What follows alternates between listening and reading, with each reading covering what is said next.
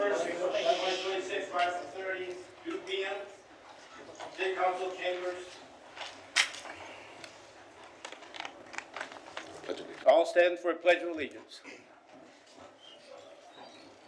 I pledge allegiance to the flag of the United States of America and to the republic for which it stands, one nation, under God, indivisible, with liberty and justice for all. Texas flag.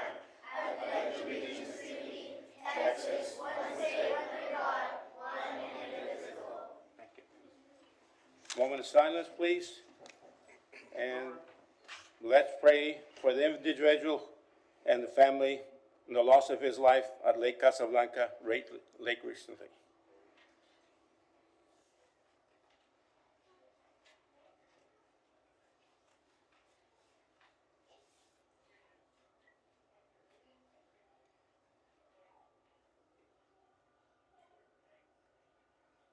Thank you. You may be seated.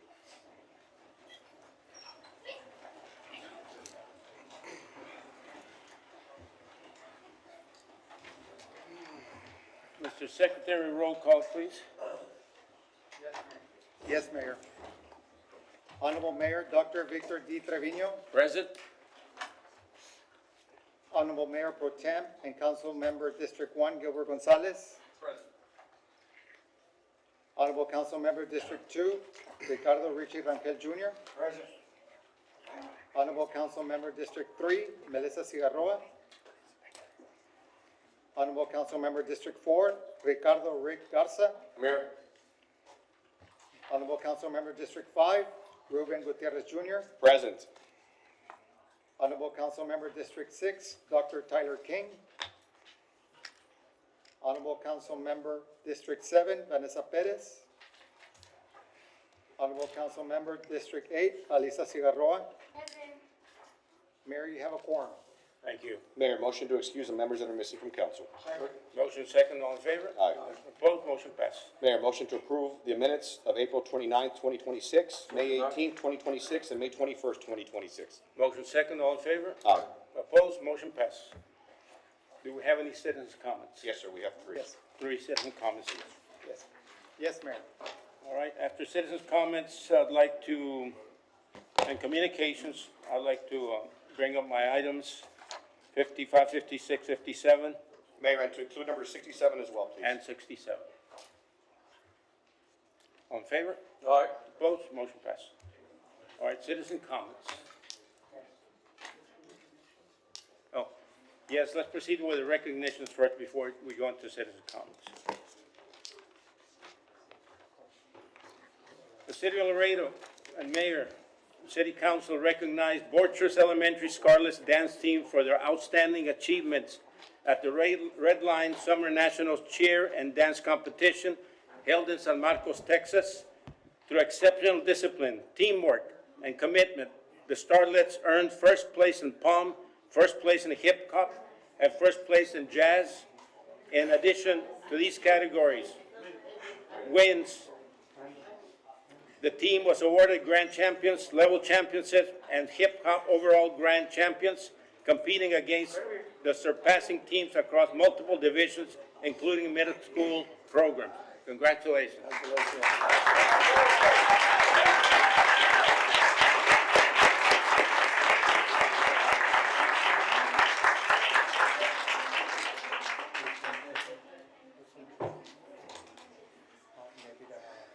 Vente conmigo, Ricardo.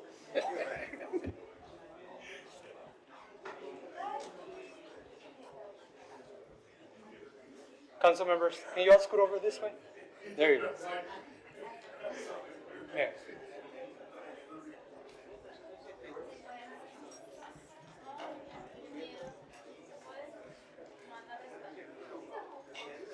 Mayor, she's gonna say a few words. Well, thank you to the City of Laredo, and thank you, Mayor, for the, and council members as well for this recognition for our girls. They had a wonderful season. I am very proud of them. Thank you, parents here and people present, for your support as well. But more than anything, they closed off the season with a wonderful and amazing win at San Marcos. Not only did they represent our our district, United ISD, but they also represented our city as well. So congratulations, girls.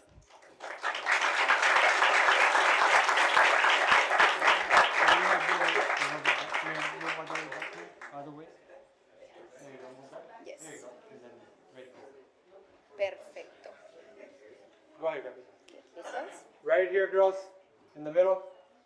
1, 1, 2, and 3. One more here. 1. Over here, girls. Over here. 1, 2, and 3. Let me get one for the mayor and then with your parents. Give me 1 minute. Ready? 1, 2, 3. Over here. Thank you. Go ahead.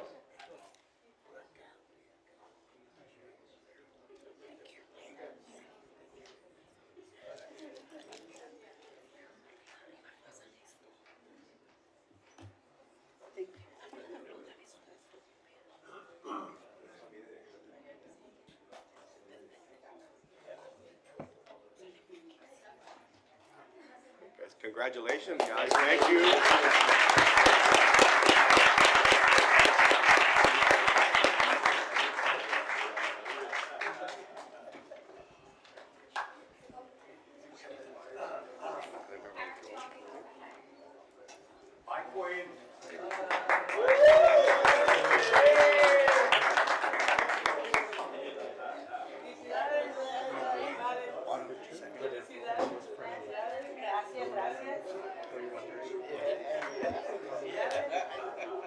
Next recognition, Councilman Rick Garza will give it.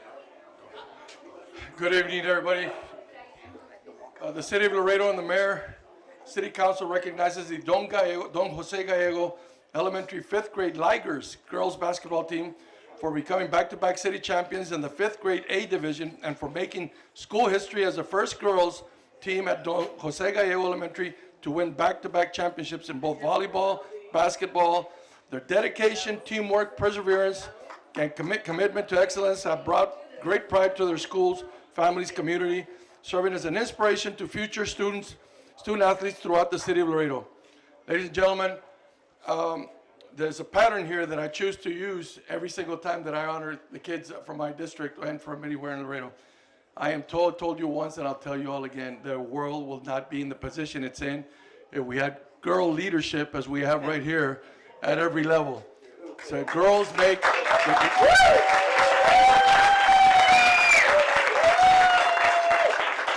Girls are what makes this world go round, and I'm so happy for them because, and I'm not kidding about that, but the coaches, the parents, the leadership at Don Gallego is incredibly, Mr. Reynal here has been doing it for over 40 years. Now he's doing it voluntarily. What more do you want? You know, this is the type of people we want leading the city. I want to thank you all, Coach. Thank you so much for everything. Mayor, you want to give that to... Thank you all so much. Coach? You knew I was going to do this, right? Okay. I want to congratulate, first of all, my right hand, who is my assistant coach, Coach Prado. Coaching girls is not easy, okay? And my dream was bringing in what I learned from high school, from many talented coaches at the high school level, implement them with them, and they took up the challenge, and I'm very proud of you girls for what you did. They started as second graders and improved every year, and now a dream came true for them. So they're gonna do good in our community, and I'm very proud of that. And we wouldn't have done it without parents. They're a young, energetic, crazy group, but I could hear them. I could hear them from far away, and I love you all. Okay, so let's keep it up. Thank you.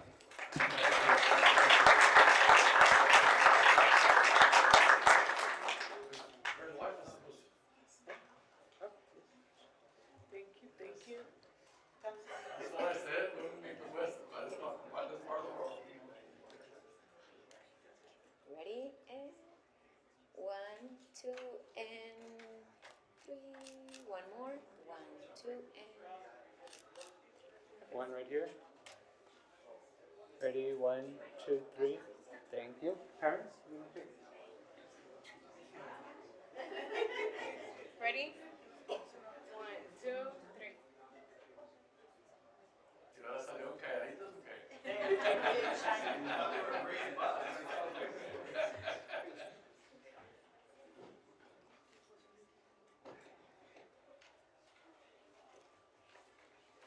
Thank you.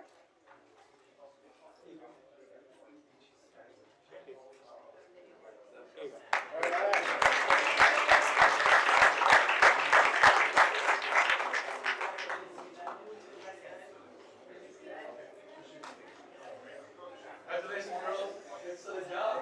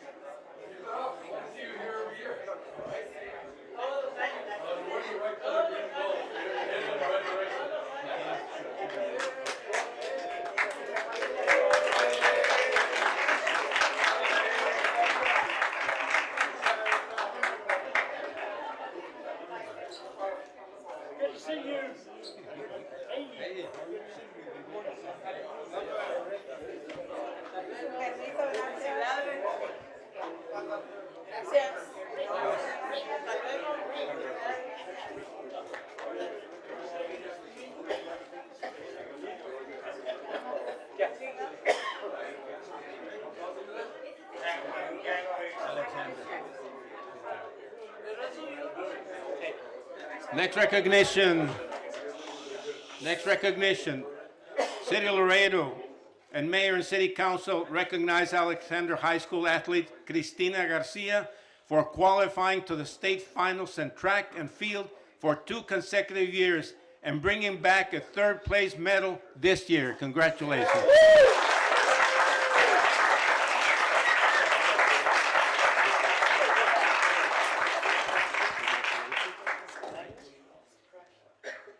Want to say something?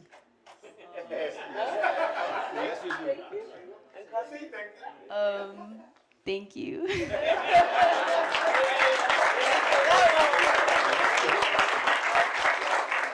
get a picture back.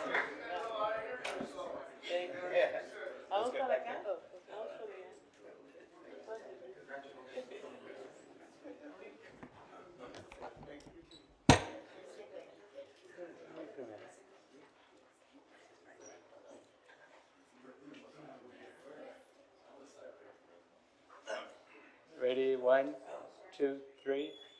Thank you. One more here. Ready? 1, 2, and 3. One more. 1, 2, 3. Perfect.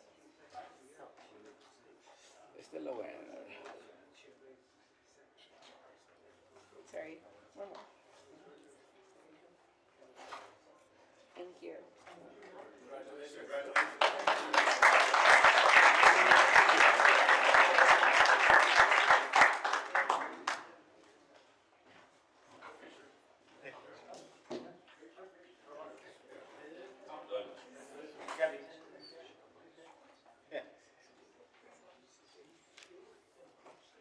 Ready? 1, 2. Next. One more here. Ready? 1, 2, and 3. Perfect. Last one. Ready? 1, 2, 3. Thank you.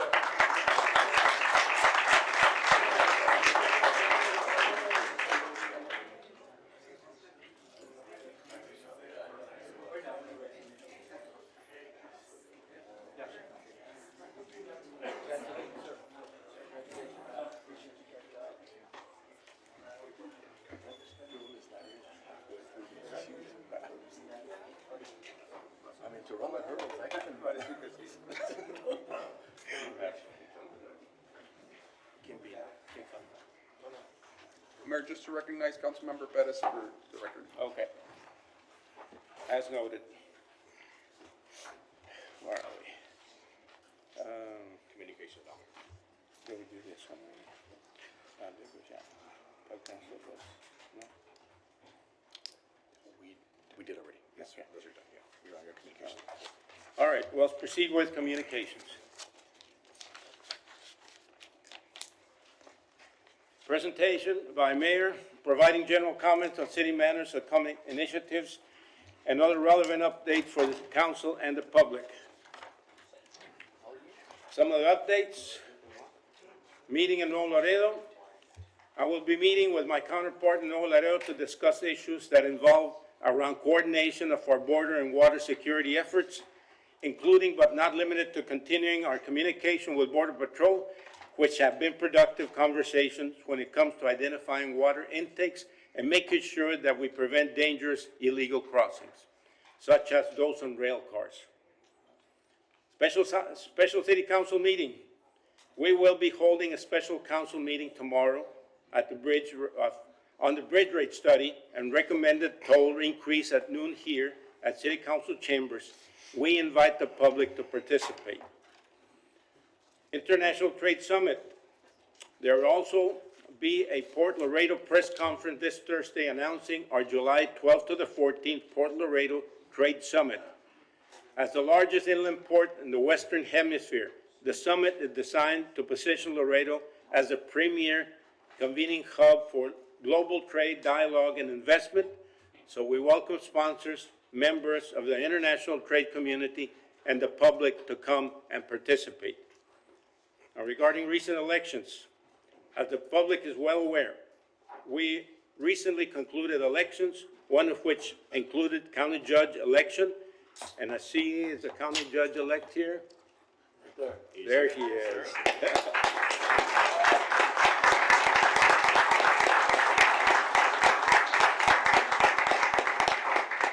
I did want to make some commentary on my invitation to the Webb County Judge-elect Jerry Garza to City Council chambers. But first and foremost, I want to congratulate all the candidates who participated in this election. I believe that running for public office is no easy task, and it takes a toll on the candidate and their families. This past election was a well-fought campaign, and as with any election, there were differing viewpoints, spirited discussions, and strong opinions. That is part of the democratic process, and it reflects the passion people have for the future of our community. In the end, however, the people have spoken. The voters made their decision, and we must respect that decision and move forward together as one community with a shared purpose. The challenges and opportunities facing our community do not stop at city limits or county boundaries, whether it is water security, healthcare access, infrastructure, or improving the quality of life of our residents. Success requires collaboration and communication between all levels of government. I have made that the foundation of my administration because, as we know, leadership requires working and convincing others that may not share your own views. In my opinion, today marks an opportunity for a new era of communication and cooperation between the city and the county. While we may not always agree on every issue, we can agree that the people of Webb County and Laredo deserve leaders who are willing to sit down at the same table, listen to one another, and work towards a common goal. And as mayor, I, along with this council, will remain committed to building a stronger partnership that puts our residents first. I'm optimistic about what we can accomplish together, and I look forward to establishing an open, respectful, and productive working relationship with Judge-elect Garza and Webb County. Congratulations once again, and may we all continue working together to move our community forward. Now, Judge-elect, you have the floor, please.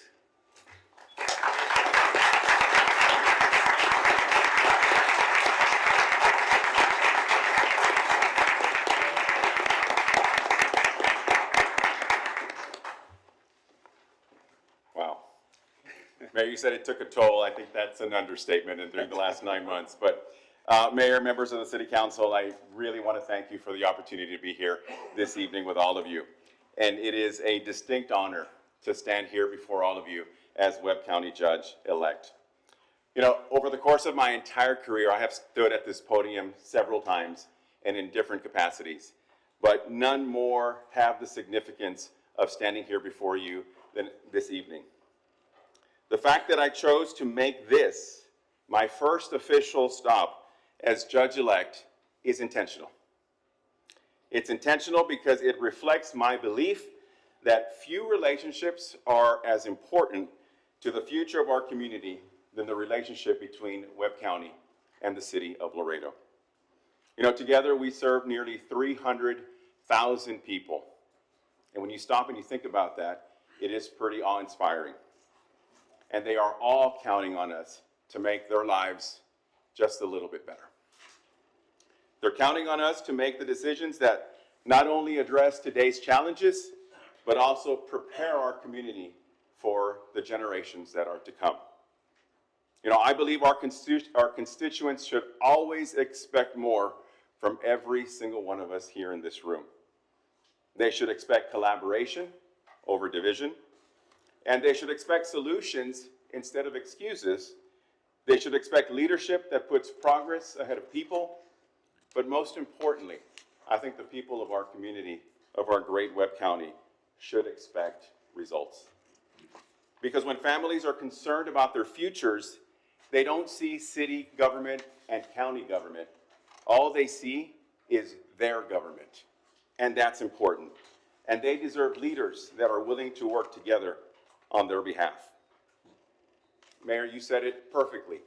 We cannot afford to operate in separate lanes. We must work together because the future of our community requires us to do so to be able to move forward. You know, this community is amazing, and we have such unlimited potential, as we have seen, and we have proven time and time again what is possible when we sit down and we work together, and we work for a common purpose. You know, our greatest opportunities, I believe, still lie ahead. If we are willing to think bigger, break boundaries, and challenge ourselves to be a community that we know we can be. So, my commitment to each one of you and to everybody in Webb County is very simple. My commitment is that I will always make myself available. I will always be willing to have the difficult conversations that would lead to agreement. I will work hard every single day of my administration. But more importantly, I will never accept it can't be done as the final answer. And I will never stop looking for ways to make Webb County and the city of Laredo stronger, more prosperous, and prepared for the future. Because the work of building a better community is never truly finished. It really isn't. Each generation is simply entrusted with moving it further than it was before. So I'll end where I started. I look forward to working alongside each and every single one of you in this effort of moving our community forward. Mayor, I want to thank you for the opportunity to be here for this recognition. I want to thank you all for your service and for your commitment to the people that we are all privileged to serve, because it truly is a privilege. I've told people, all the people who have congratulated me over the last week, the fun now starts. And I say that truly because the fun is really going to start. The fact that we can make a difference is the fun part. May God continue to bless our community, and may our best days still be ahead of us, which I know they are. Thank you all, and God bless you all for the opportunity. Congratulations.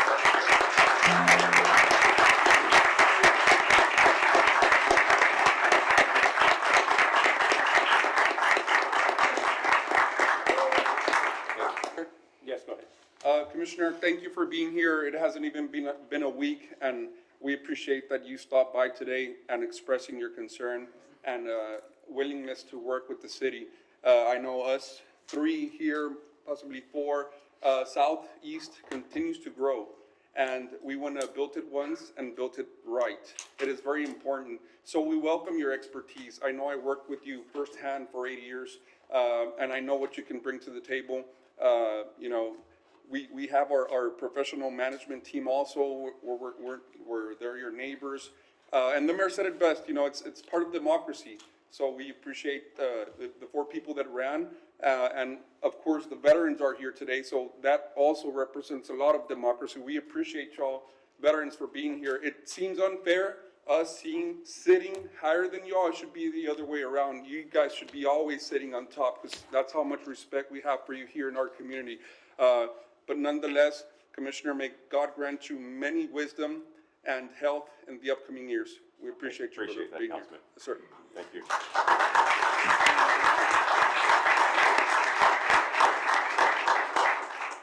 you.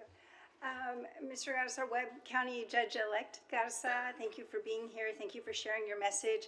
I just wanted to add to my colleagues' comments that we really look forward to working with you and envision a lot of great things to happen when the city and the county pool resources come together and go forward. So I just wanted to put that out there, and thank you so much for being here.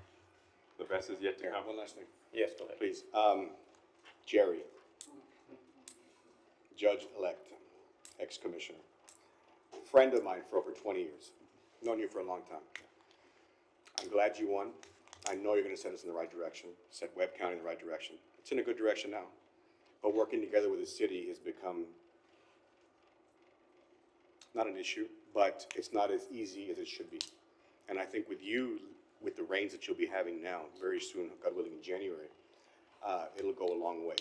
And I know us working together with the MPO, where funding's gonna be coming from the state, certainly helps. Having the judge there helping us, Judge Donald helps plenty, he really, really does. And I think we'll have even more of an open dialogue with you all, you leading. Want to congratulate you, of course, again, being my friend, brother.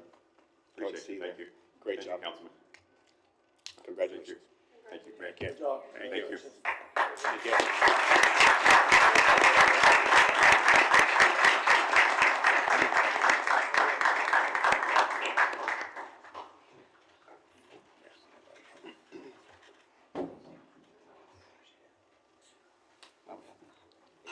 Congratulations on that. Good job.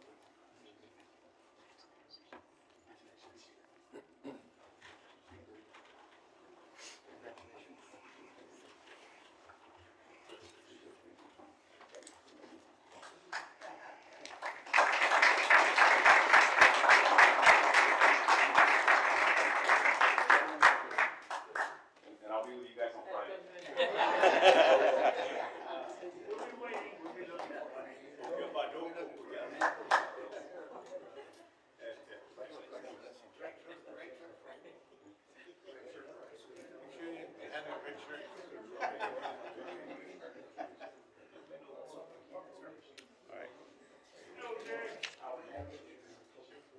All right, thank you very much, Judge-elect. We'll look forward to working with you. Continue on the communications with regards to the partial water boil notice. As the Mayor and Emergency Management Director, I would like to take a moment to provide an update regarding the recent partial boil water notice that was lifted by the city and the findings of the investigation. First and foremost, I want to thank our residents for their patience and cooperation, as well as our utility department, city management, emergency operations center personnel, state partners, and all of those who worked around the clock to protect public health and restore confidence in the water system. As a physician, public health remains my highest priority. Following an extensive investigation and testing process, the city has determined that the event was caused by the failure of a backflow prevention device at a residential property. While the occurrence was isolated into one private residence, it demonstrated how a single point of failure can potentially affect portions of a larger water distribution system and trigger precautionary measures necessary to protect public health. We need to reduce our system vulnerabilities, and this will be discussed in further detail during my next agenda item. I do want to commend our staff for their diligence throughout the investigation. Their work allowed us to identify the source, implement corrective actions, and verify through extensive testing that the water system remained safe for consumption before the notice was lifted. An invitation from Gateway Pride Association also. Coming up, Pride Month events in June, a collaboration with local organizations and businesses celebrating diversity and inclusivity. We have a presentation.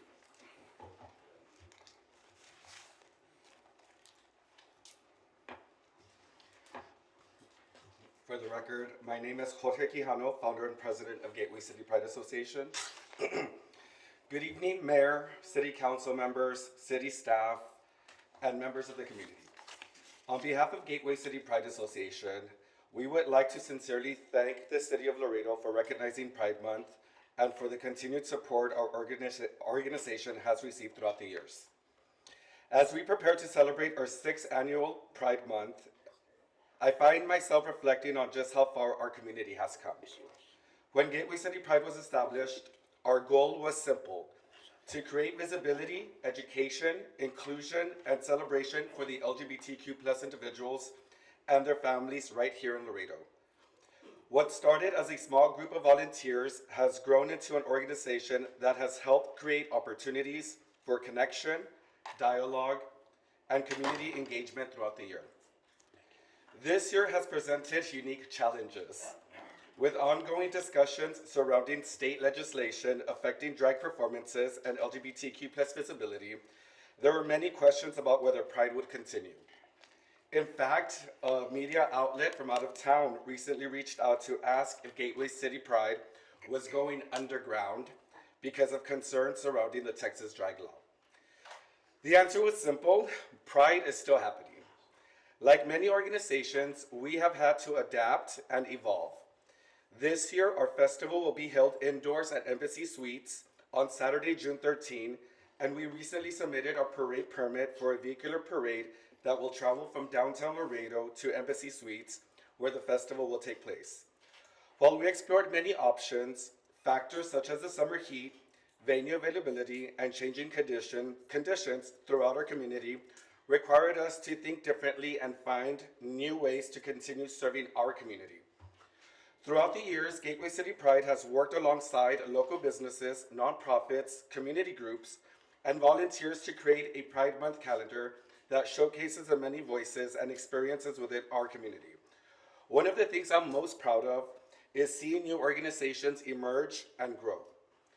While Gateway City Pride was never intended to represent every experience within the LGBTQ+ community, I believe we have helped create space for others to organize, advocate, educate, and build communities that reflect their own unique missions and identities. As I serve the final year of my 2nd term as president, I am especially grateful to the many past and present board members who trusted my leadership and dedicated countless hours to this organization. Gateway City Pride would not be where it is today without their commitment, passion, and beliefs in our mission. Many people see the events, the parades, and the celebrations, but nonprofit work often happens behind the scenes. Building an organization, obtaining and maintaining nonprofit status, coordinating events, fundraising, managing volunteers, securing permits, promoting events, and responding to community needs requires dedication from an entire team. Over the years, I have worn many hats: founder, president, marketer, publicist, event planner, fundraiser, and sometimes even janitor. But every challenge has been worth it because of the impact this organization continues to make. Tonight, I simply want to say thank you, and I would like to introduce Serene Fantasy, who is a representative from our local drag community. Hello, good afternoon. My name is Serene Fantasy, a local drag queen here in Laredo, Texas, with 11 years of experience. I am here today to talk about SB 12, aka the drag ban, and how it affects local queer businesses and entertainment. SB 12 is a law that restricts sexually oriented performances in public spaces or places where minors are present. The reason that this is harmful to the community is because the text of SB 12 remains incredibly vague and unconstitutional. This type of law incites violence against drag performers and venues that host them. In fact, Texas leads the nation in threats against drag performers and venues that host them, and that is from ACLU, Texas. It also affects the creative flow of a drag artist and puts more restrictions on alternative styles of drag. As an example, I recently released an album or EP with sexually explicit lyrics and pitched it to local businesses, where they immediately looked hesitant and unwilling to risk getting fined $10,000. As a result, I have to take a step back and reconsider my music rollout and my drag show business takes a hit as well. So this Pride Month, let's be kind and honor members of the LGBTQ plus community, because in the end, we are all human. Thank you so much. Mayor, And we also want to invite our community, the public, to the Pride events happening throughout the whole month of June. And happy Pride Month, Laredo, and thank you. Thank you. Mayor, may I? Oh, go ahead. Okay. Go ahead. Thank you so much for your public invitation. I just wanted to thank Gateway Pride for all the work that you've done. We've spent a lot of this year talking about mental health issues, and they are prevalent in our community like they are in many communities.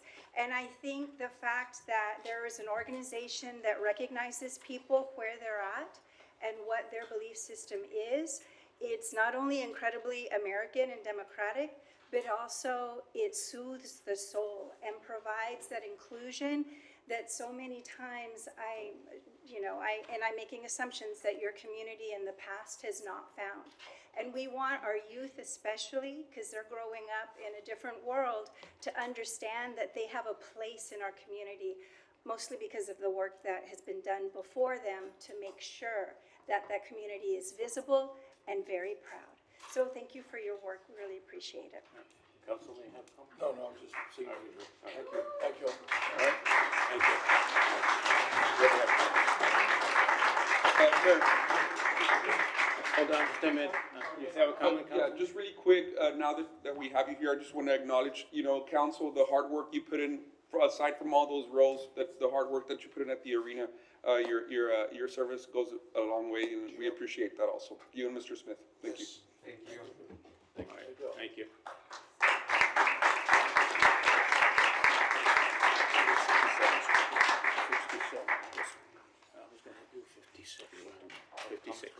Oh, public comments, yeah. All right, we'll proceed with public comments. Mayor, before we continue, just to recognize that Dr. Tyler King is present as well. And Councilwoman Melissa. As noted, thank you. All right, first public comment, Elizabeth Salazar.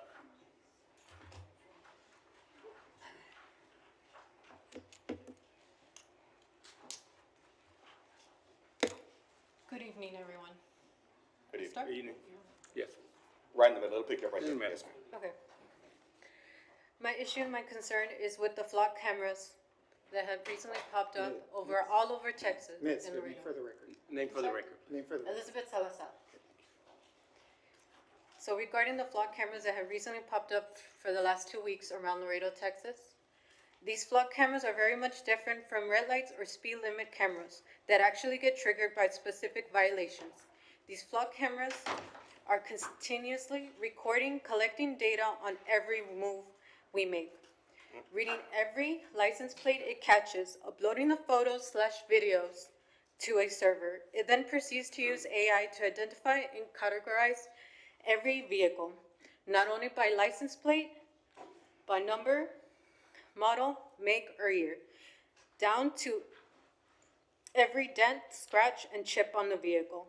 Not only gathering information about our vehicles, but also who's inside the vehicle.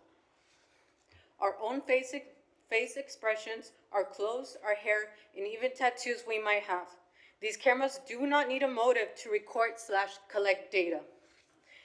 Tracking our location nonstop, which then police or other government officials slash departments can search for vehicles without a warrant in these extensive databases. In other departments across the nation, they already abuse the surveillance program, mainly for their own personal use. For example, tracking ex-girlfriends/wives, their locations, and stalking and harassing other citizens in their community, misusing this technology for personal reasons/gains. They don't take any accountability within their own department when things are misused and people find out. This isn't an anti-police matter. This is an anti-surveillance issue. The police department has been utilizing drones to help with the workload of patrolling, mainly with searches, and by the headlines of the news I read, they work very well. So why impose constant surveillance on your own community? Everyday citizens just living their lives, going to work, going to church, gym, or simply going home. We are heavily monitored in the skies by Border Patrol helicopters, not even being able to enjoy our time outside with our family and friends. Choppers circling around you from above, it doesn't make me feel safe. If anything, I feel like I can't have privacy in my own property. The cameras are mainly located in every major entry and exit points in each neighborhood and especially by school grounds. Some even inside school property, raising the issue about the safety of our children's whereabouts that are being recorded, especially since these cameras can be easily hacked into. The Ring camera devices are easily hacked, which is one of the companies behind the flock cameras. 3 minutes, Mayor. Finish up. You can finish up. I can finish up? Yeah. Behind the flock cameras. Not only that, but their program is owned by Palantir, a company that has very little values and is a foreign entity even though it was established in California. The CEO/founder of Palantir, Peter Thiel, is notoriously known for being associated with foreign agencies, with other countries that have no regard for the United States or their citizens. Mr. Thiel recently moved to Argentina, relocating his immediate family, enrolling his children in their schools, and also buying a home there. Fun fact about Argentina is that they don't have any surveillance flock camera systems. Mr. Thiel is living behind a mass surveillance state that he owns and essentially created. His own personal whereabouts aren't collected or being mined in this large database. We, the citizens of Laredo, weren't even given an opportunity to have a say in the cameras that are being installed all over our community. The $4.1 million to purchase and operate these flock cameras could have been used for a declining infrastructure, our streets that are a joke, projects that never end, and our drinking water that can literally kill its own citizens. These flock cameras will do nothing but control us.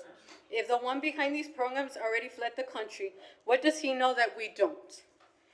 Reconsider this decision that is against the American spirit of freedom.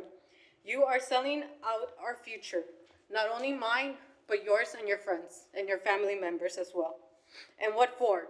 Plain greed? We don't need to be monitored/tracked like criminals when we just want to be free. Why punish all for a few? There is something sinister behind this. We are heading to become what? The CCP? The Chinese government?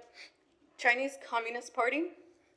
Recruitment in the Laredo Police Department keeps growing, so there is no need for this overreach in the government.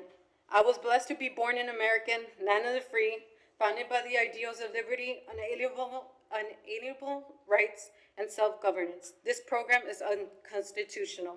If the police want to monitor your movement, they need to follow the law and follow the Fourth Amendment. Get a warrant. Thank you.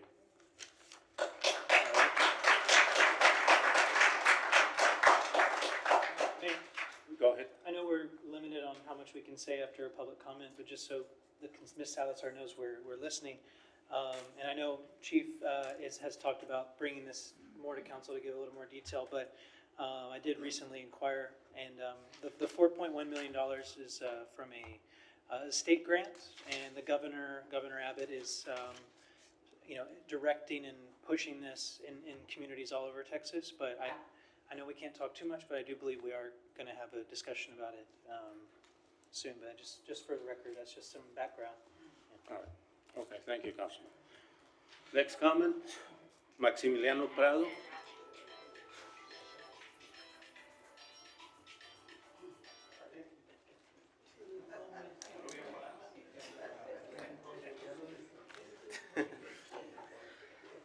Good evening, council members and mayor. My name is Max Prado. I'm here on behalf of the Laredo Immigrant Alliance. In the last city council meeting, I was here talking on an agenda item that requested more technology for border security. The tragedy of 6 immigrants that were found dead on May 10th was mentioned as the reasoning behind the agenda item. A motion was made and passed to send a letter to Congressman Cuellar requesting more surveillance and technology to monitor and track our community using facial recognition and artificial intelligence. Technology would not have prevented the deaths of those 6 immigrants. According to Police Chief Miguel Rodriguez, evidence suggests that they were dead before the train arrived in Laredo. So facial recognition or AI surveillance in our city would not have prevented this tragedy. It is not fair nor just to the 6 victims for their deaths to be used to justify further surveilling and militarizing our city. Technology that would not have prevented their deaths or helped prevent their deaths. This Face ID technology by Axon was originally paused by the company after its independent ethics board raised concerns that the technology may lead to people being falsely identified. The report stated that it is less accurate in identifying women and young people compared to men and older people. And it is even more inaccurate when identifying people of color compared to white people. Misidentification can lead to people fighting for their innocence and being jailed for crimes they never committed. The use of artificial intelligence in cameras also violates the privacy of anyone who comes in contact with it.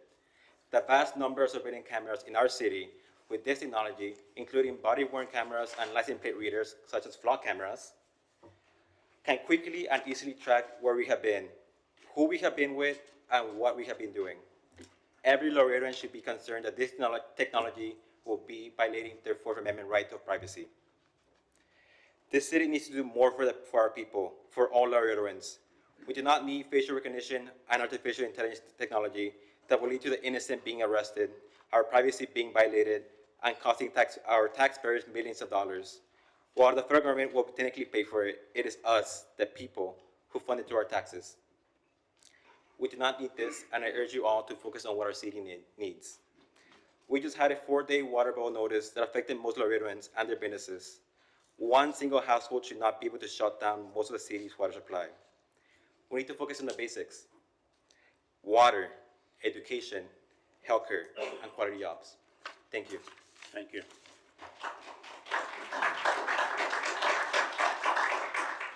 Rosie Maya.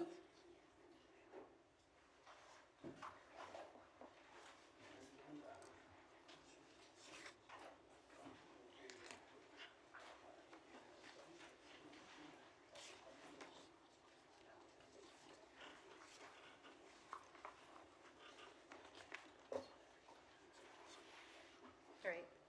Good evening, Mayor and Councilmen. I'm Rosie Maya, a resident of District 6, and I'm here this evening to demand the cancellation of the flock security systems.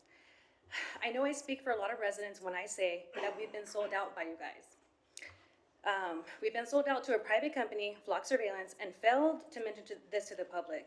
For those watching and hearing this for the first time, in January, those who represent us, which is you guys, approved a $4.1 million surveillance expansion system with Flock as if we were a bunch of herd that needed to be surveillanced on.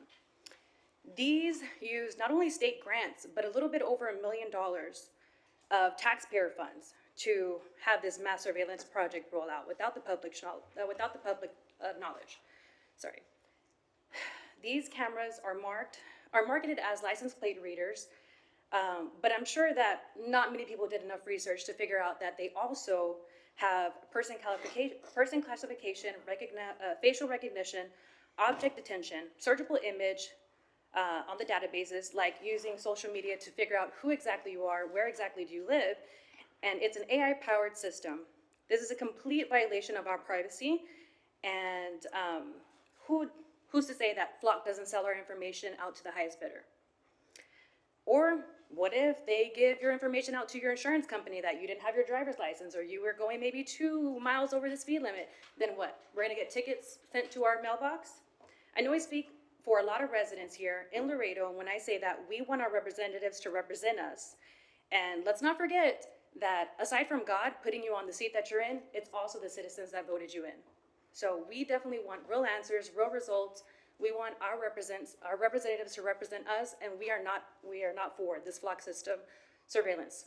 And I know that you had mentioned that I know it's a $4.1 million expansion, but I also have the receipts here that it was also a little bit over $1 million of taxpayer funds that used to fund this project. If you didn't get the city funds, they wouldn't have given you the grants.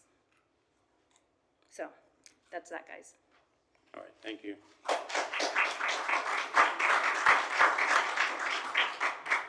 Next is Jason Thomas.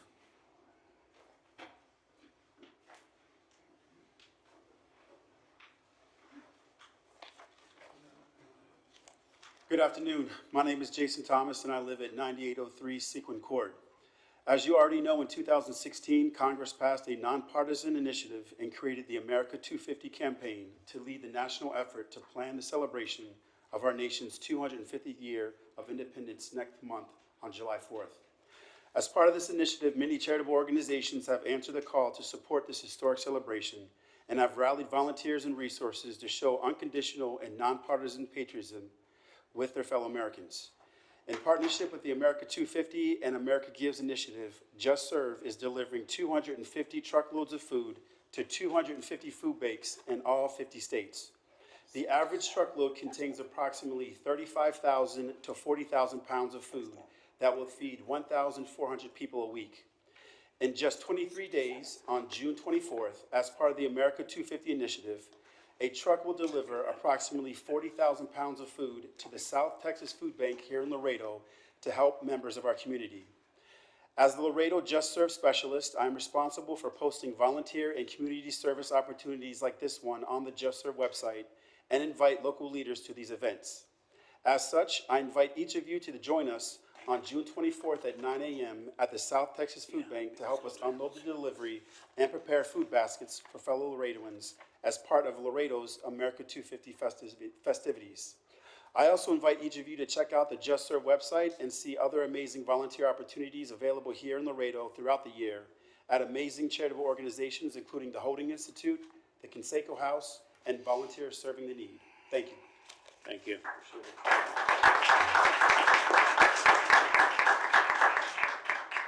All right. I'd like to bring up item number 56 first. Second, all in favor? Opposed? Motion passed. Discussion with possible action on the installation of a new flagpole and the American flag to replace the iconic flagpole, flag recently removed from the downtown area, incorporating Laredo's distinction as the #1 inland port of entry in the United States, and honoring our veterans and any matters related thereto. Now, this item was brought up because one of the city's most recognizable landmarks in Laredo was removed last December, the 308-foot flagpole near the Juarez Lincoln International Bridge. For public information, this was a private flagpole that was originally installed in 2002 as part of the David B. Barclay Plaza Hispanic Medal of Honor recipient. The pole once carried a U.S. flag as large as 60 by 120 feet and stood as prominent over the city of Laredo. Its removal has created an opportunity for us to consider how we can establish a new landmark that both honors our veterans and reflects Laredo's unique place in the national economy. I believe a new flag installation could serve as a lasting tribute to the men and women who have served our country, while also recognizing the strategic importance of our city.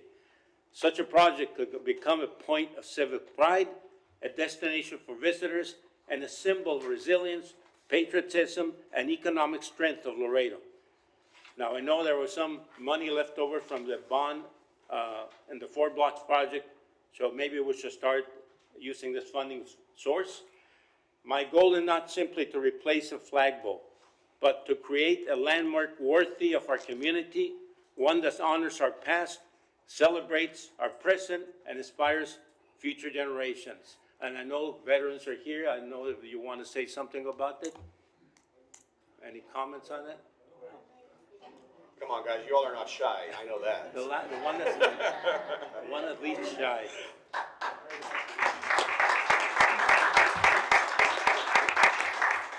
Good afternoon, all. Liliana Gonzalez for the record. Representing VFW, American Legion, The Marine Corps League. the Marine Corps League, and all of our fellow veterans. We had a question as to where is the flag? Do we know where the flag is located currently? Does somebody have possession of the flag? This would be in the area where the flagpole was, around that area. Like an individual person? Oh, the physical flag, that was private property. That was private property. Now, another question would be like, how much would the city be willing to go ahead and spend to to provide another a location? Or do we have a general idea as to where is it that we're looking at to locate this flag? Or would that be something that, you know? General idea is. Yeah, we were looking at the beginning, at the main entrance of the Juarez Lincoln Bridge, the entrance of the first port of. Mayor, if I may, Go ahead. do you have any suggestions or do you have any opinions? At this moment, no. Like, I just learned about this meeting and this agenda item today, so I didn't have time to go ahead and talk to my fellow veterans or anything like that. But if that would be something that that we can go ahead and discuss and see several locations. However, if there's a specific area, you know, that the city's looking at, then we would like to know. Yes, go ahead. Thank you. Just to answer a couple of questions, so we were looking at it within the first 4 blocks of coming in to the city of Laredo, coming into the bridge number 2, if I'm not mistaken, Mayor? Yes. Is that correct? As far as the flag is concerned, you're asking where the flag is now? Yes. The people that purchased the building have the flags, and the only reason I know is because they contacted me personally about what they can do with those flags. So they still have several of them there. They are enormous, as you just heard, with the size they are. So we do still have several of them that are still with this person that bought the land now. But there are still some available. And as per this agenda item, who would be the contact person, like, to go ahead and follow up with this? We're gonna have to be bringing it up over and over again to see where we're gonna get funding to purchase the pole itself. Or I'm sure, Mayor, that's your motion, I'm assuming? Yes, yeah, with that, I would like to make a motion to instruct and to begin the process of seeing if the funding source is appropriate and to install the flagpole in line with this direction. That would be my motion. Second. Second? Mayor, Go ahead. I was wondering, Mayor, if you'd accept an amendment to move this to the Veterans Committee, because I know that they meet regularly, so this takes it off our plate here. They can discuss. This will also require some coordination with the plans that we already have for some of the 4 blocks, not that, I mean, a flagpole would be amazing, but I understand, Mayor, your item is concerned about creating a bigger presence, and so that would need to be coordinated with plans that have already been passed there for those 4 blocks. Again, plenty of space, but the Veterans Committee, I believe, could handle that, and they meet regularly enough that it will be on the front burner. We won't have to worry about it falling off. Yes, go ahead. The concern I have with that is that the last initiatives that the Veteran Committee motioned for, the projects didn't get executed the way they intended them. So I think if the intention is to put the flagpole in the 4 blocks to enhance the welcome of Laredo, and if that's the motion of council and it passes, I don't really see a need to have it go to the veterans unless the veterans want to speak on it now, against it or for it. Anybody else want to speak? Hello. My name is Randy Villanueva, for the record, and I am a veteran. And I do a lot for the community. I think that with the help of the city, trying to bring the community together through movement, my beliefs, and I think excuse me, I think that the flagpole there at the very entrance, if you're going south, just exiting 35, the expressway, is that the area where we're talking about? It's just catty corner to where it was at. I think that is going to be an outstanding location because it's centered. It's right where you're coming into the United States from the POE and right when you're leaving if you're going into Mexico. As far as and this is I'm only speaking on my behalf, as far as it going to the Veterans Committee, I mean, I don't see a need for it as well because it's going to just prolong the process. I think that if we already know that do we want a flag representing the United States, Laredo, making it more patriotic, I'm all for it. Like I said, I think that this is a great idea. Having it there centralized, it's going to be visible for everyone, and it's going to be the heart of the city, and it's like you said, like it's going to showcase what we're all about, patriotic. So that's it. All right, thank you. Yes, go ahead. Thank you so much. And I think the spirit of what the motion, I think, is, because we did just approve the contract for the 4 blocks construction. So the idea is for management to bring back some proposals, working with, I suppose, the contractor who just got it, to see, how it might fit in, plus budget. I will say, for the public saying, well, they're focused on flag. I just had a veteran at an event last week grab me by the arm and say, hey, where is that flag? And it's really, he was a retired firefighter, captain, and veteran, and he is really upset. And of course we explained it's a private property. Most of us up here found out when the public found out. We were equally upset. So Mayor, support your item and your motion to find a way to bring that back, especially ever since it came up in Laredo, this big, beautiful American flag. I mean, it's the literal entrance to the United States coming from Mexico. It's an important thing to have for our city's pride, but also our country's pride. So yeah, I look forward to hearing from management on some options. Yes, go ahead. Mayor, I just also want to thank you for your item, and if management brings back a proposal of any discretionary funding, then I would like to participate. When I'm done here, I would love to say that I was part of that also. Thank you. All right, we have a motion. And a second. Call for the question. All in favor? Aye. Opposed? Motion passed. Okay.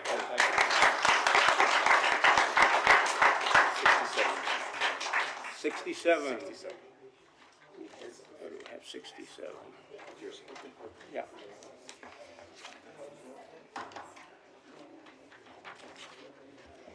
So presentation by the Texas Department of Transportation and Keep Laredo Beautiful to the City Council regarding the proposed Governor's Community Achievement Award beautification project and the I-35 corridor between Victoria Street and Scott Street, including proposed landscaping improvements, bridge illumination, planters illumination, and LED steel art installations.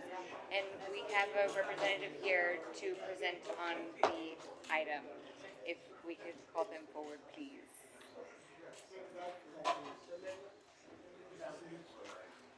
All right. He's coming up. That's right.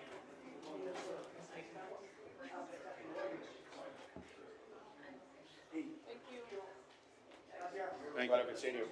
Thank you. Thank you.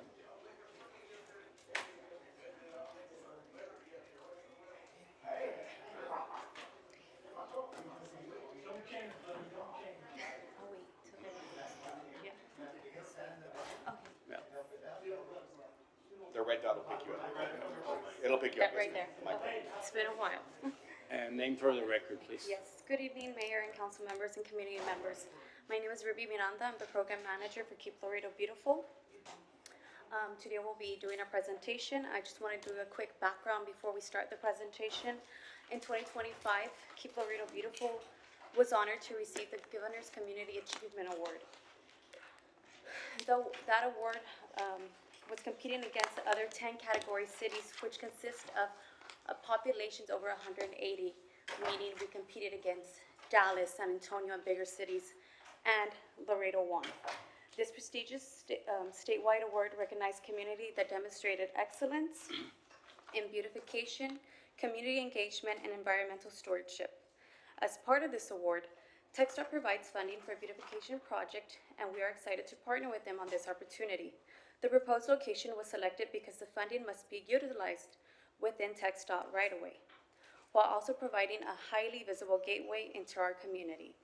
This project represents an investment in one of Laredo's key entrances, helping create a more attractive and welcoming first impression for residents and visitors alike. Tonight's presentation is intended to provide an overview of the proposed concepts and project scope as we continue working with TxDOT through the planning and design process. Thank you, and I'll now turn it over to TxDOT for their presentation.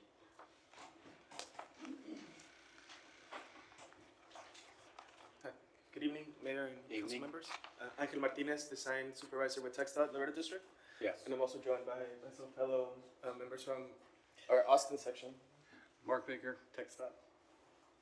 Hello, Alicia Garza, TxDOT. Welcome, thank you. They drove all the way from Austin this morning. So we want to present this project as mentioned, and it's still at the early stages of the concept, right? But we think it'd be a great location and concept. So a little background, as mentioned, with the funding, it was actually coming from multiple sources. First, there's the GCA award, and that was something that Laredo was one of 9 cities that was the recipient. We got about $300,000 for this, but note that it's supposed to be for landscaping and irrigation material only. There's another part of the source funding from the Green Ribbon program that is something that's actually awarded for, I guess there's certain categories, but it's also for beautification and landscaping. And that one has to be shared throughout Laredo District. So we do have to share this with other cities in our district, including Del Rio, which are interested and already in communications with us. That was for $770,000. But again, even combined, this is strictly for landscape and irrigation material. The proposed project site was along that I-35 entrance corridor, right after the 4 blocks that we talked about. And we mentioned it here in phases, but God willing, we'll be able to do it all in one phase if we secure the funding and can get on the same page with the city. Initially, we were focused only on this first entrance of the median plaza and the little park and the 2 side slopes. And again, the restriction of the fundings required it to be basically xeriscaping, just the plants and the irrigation. However, around the same time that we were coordinating with the city, we were already even presenting some of these to Keep Laredo Beautiful people. El Paso came out with their project along I-10. I'm not sure if anybody saw this on the news, but they incorporated art as well as illumination and LED lighting, and they did a really good job, I believe. They're known as the Sun City, so they had this big sun on the side of the I-10. And basically they leveraged local district funds with the awards that they received to be able to install art that goes beyond the limitations of the xeriscaping. So with that in mind, we decided, or we would like to do something similar. We have, had conversations with our leadership at the local district and want to do something that also incorporates art, illumination. And so these are just some concepts, some renderings for the entrance. The top one is similar to what I see on Clark overpass, where it's not illuminated, it's more just art on the riprap. Below, we would have a different concept. And again, the buck, I know there's a history with the city. I believe the Tammy U ring has a buck on it. So there is a little bit identified to that for our community. I do want to clarify that anything that says Laredo or City of Laredo can be part of the installation project. It would have to be covered by the city. But with that said, we could do with the funds that we have and a little more, just the entrance of the city and come up with the xeriscaping maybe for the Central Park or Central Median Plaza, and then some sort of art on the side slopes. But we are open as a district. There is a commitment from our leadership, and we're very grateful that they're willing to do that, to extend the limits of the project, go beyond all the way to Coke Street, and get creative with something that, different concepts. We believe the Rio Grande is another big part of our identity, so something related to the river, the local flora, fauna, maybe plants, as we see here. There's many kind of different concepts, so we probably want to have like some artist input, right, as to what could be there. We also recognize it's the Monarch Highway, so we could do, incorporating the butterflies. Yeah. We also know that it's a big, as they call it, birding corridor. Yeah, there's a lot of birds that migrate through here. Again, there's a lot of things we could do to make this entrance to our city stand out. And we just as of right now, we're introducing the concept. We have ways to go, but we do need to coordinate with the city and get some of the things tied out related to that. But in theory, it could look something like this in the future. Very nice, beautiful. Yes, go ahead. Just thank you so much for, first of all, driving down from Alston for this presentation. The first couple slides were about the thing everyone cares about most, money, right? So the district, Laredo district, which includes Laredo, Eagle Pass, Cotula del Rio. Okay. We have, there's this bucket of money, one of myself fiscal year 27 to 28, right? Okay, so this is preparation for the next year and a half to get to that, or? Yeah, so we have some already awarded, and then I think as long as, I don't know if we can spend it ahead of time, or it would have to be in that fiscal year, but basically we might have to kind of face, that's what we're saying. The point is to facing coordinate it, over yes. the next year to be ready for fiscal year 27. When it comes, yes. If that's the case, that we have to wait for that. But what, was there a city match involved, or is this, you know? For the construction and design, we, as the district, will cover it, but we still need to iron out other details in the long term of maintenance and stuff like that. Great. So who is your current contact with the city of Laredo? It would be Myself and our director. Mr. Bishop. Okay. And then so to Mr. Bishop, and then, okay. So I'm just trying to get the idea of, like, we don't want any of this falling through the cracks. We don't want it to be the city's fault that this project doesn't get done. So thank you, Councilmember Seguroa, for bringing it up so we can all learn about it. So right now, any action you need from the city of Laredo? No, I believe right now it's just informative, and we're coordinating with you all, and we're getting all the support we need. Great. Thank you so much. Thank you. Yes, fine. Thank you. It's really exciting, and we're a little partial to the monarchs here and the birds. I did want to comment just on the deer.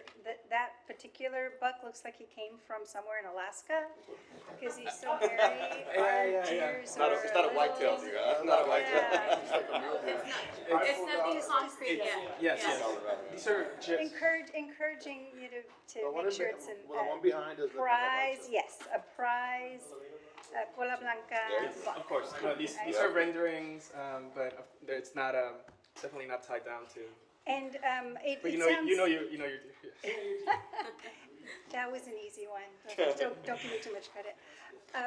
I did want to comment also the fact that you did talk about maintenance, and I think that's incredibly important. So the idea of having some of it be dedicated to lighting and these sculptures that require less maintenance, just because maintenance, it would be a shame for it to turn weedy and ugly with time. And keeping that budget in mind so that our planning as a city can incorporate what the maintenance needs will be long-term.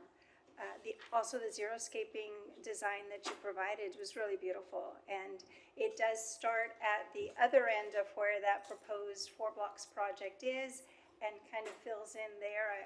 I think that's a great location to be at. So thank you.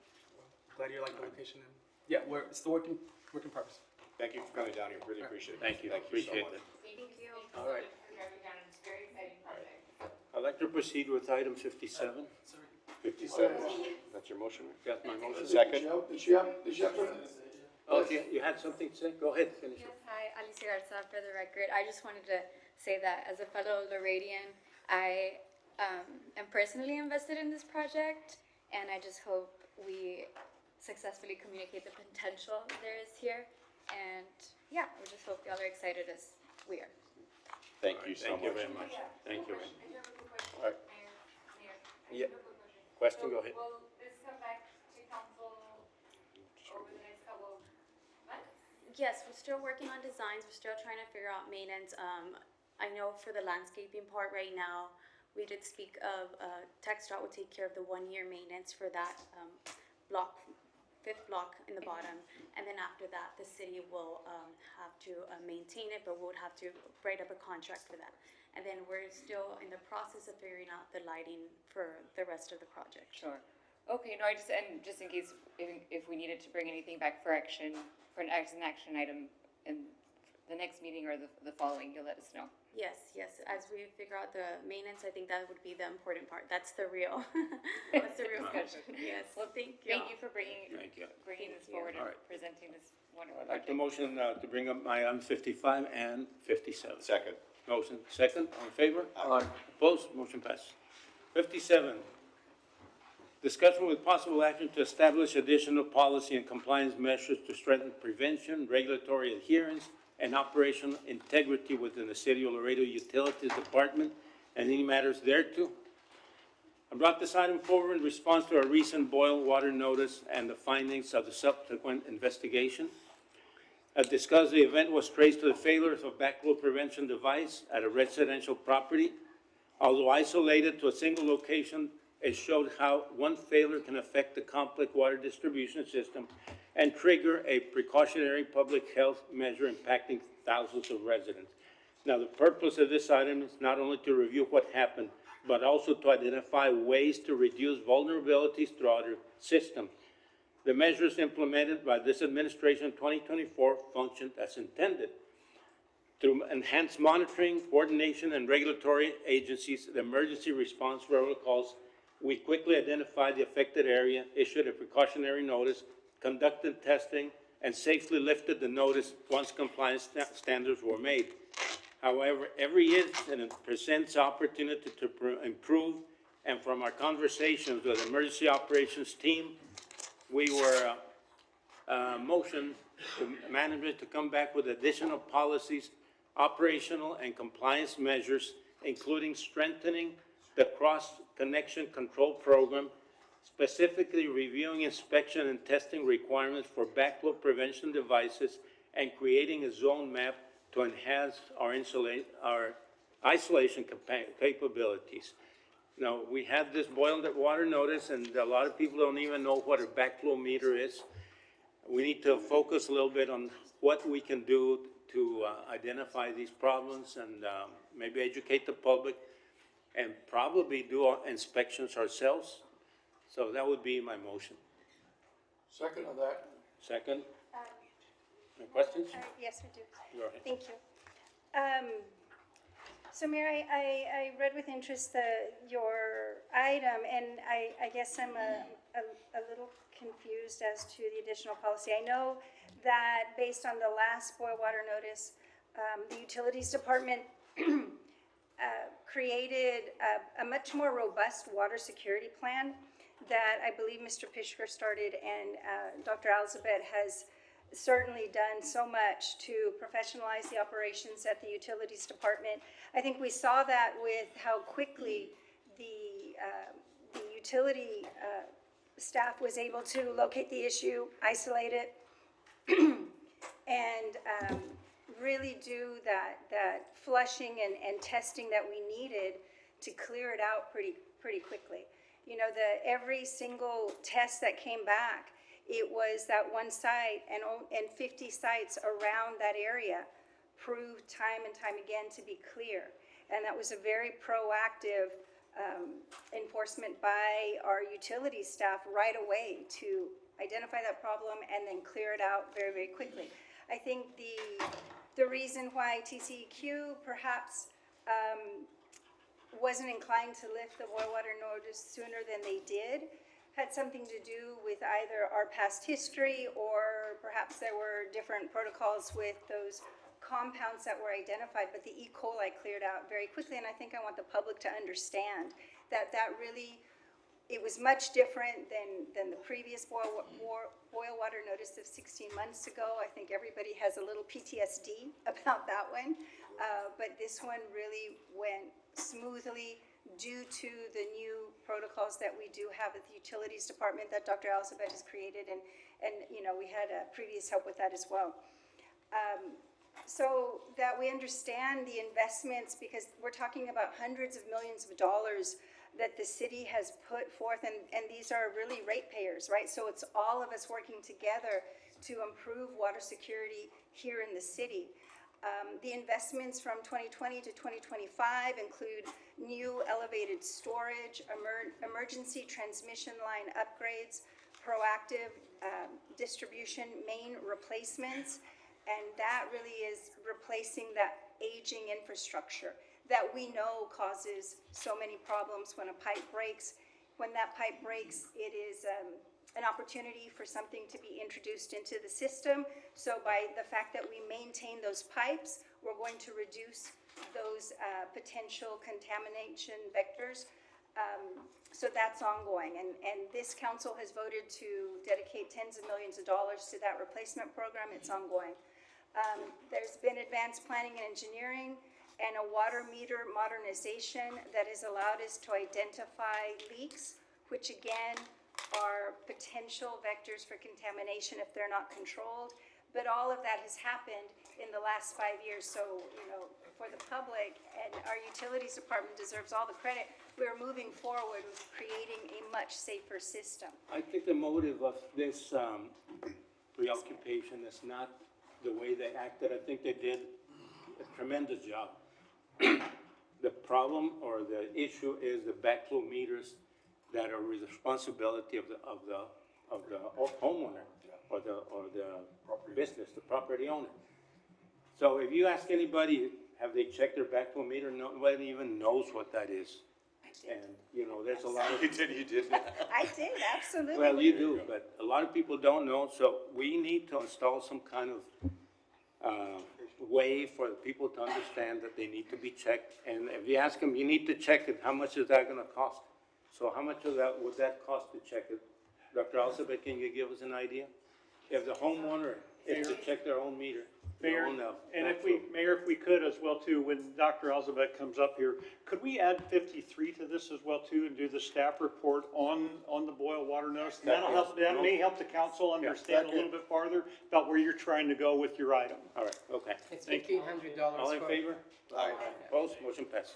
Go ahead. The answer is short. It's $1,500 for the backflow and another $200 around to re-inspect by the certified tester. $1,500 to check your backflow meter. For the back, it's the to purchase. purchase it. And what about to check it? $200 to hire a certified tester to make sure it's working. And to check it, how much would that be? $200. $200? Yes. So, And we don't have, the city doesn't have, we have thousands of those backflows all over. Any house probably that has irrigation has one of those. And there isn't enough even testers in the city, plumber testers certified to do this for the whole city. So I think this came, I think 2 years ago or recently, and the city asked for that. But the program had its own inherent limitation is you need at least 5 dedicated inspectors, and also the city as a whole certified plumbers who can do the work. And the community actually, we were thinking on an annual basis do that thing, and then we moved to 3 years, but community is not really willing to do that too. So that's one part. The other part is the illegal connections. Right now, and I don't want to say public, but the penalty for illegal connection is only $500. So you can fill a whole swimming pool for $2,000, $3,000 and pay $500 a penalty for that. So the ordinance needs to be updated. The system we have to come up with some creativity around how we deal with that. all right.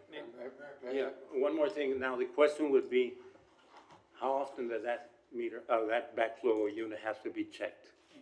If again, depends on where. I seen some of them over in the surface, some of them underground. Depends on where you are and the the weathering and where it's in the soil. There, it could be anything. Could be a year. It could be 5 years. Depends on how you take care of it. Mayor.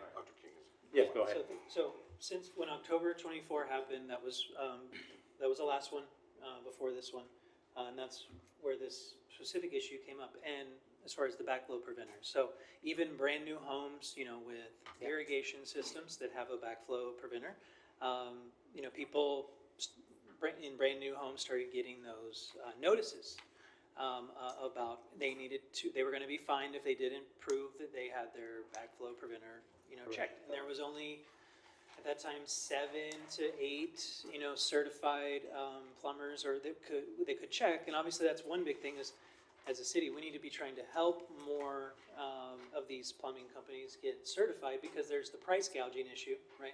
Because if there's only a handful of them, they can boost, and it's a requirement by the city of Laredo. And the last time the ordinance was discussed, it was actually, they were supposed to be doing it every single year. Correct. So that would be a $200 plus expense added to someone moving into a brand new home, or even, any home. But the point is, you would think a brand new home would be in a different condition than, an older home. But nonetheless, we don't want to be putting that $200 a year charge on people annually. But obviously we have to also protect our water system. So the point is adding more supply into, the community. So are we doing, outreach, is that, making sure, the plumbing companies have an easy way of becoming certified with the city, or is there, So, Dr. King, so remember, it used to be 1 year and there was a shift to 3 years even. Okay. But again, even with the 3 years, the community were not comfortable with paying that money first. Second, the plumbing market is very tight already because most of them are being busy with development. A lot of development are using those, and so to get someone to do certification and to do that piece is very difficult, and the level that we want as a city.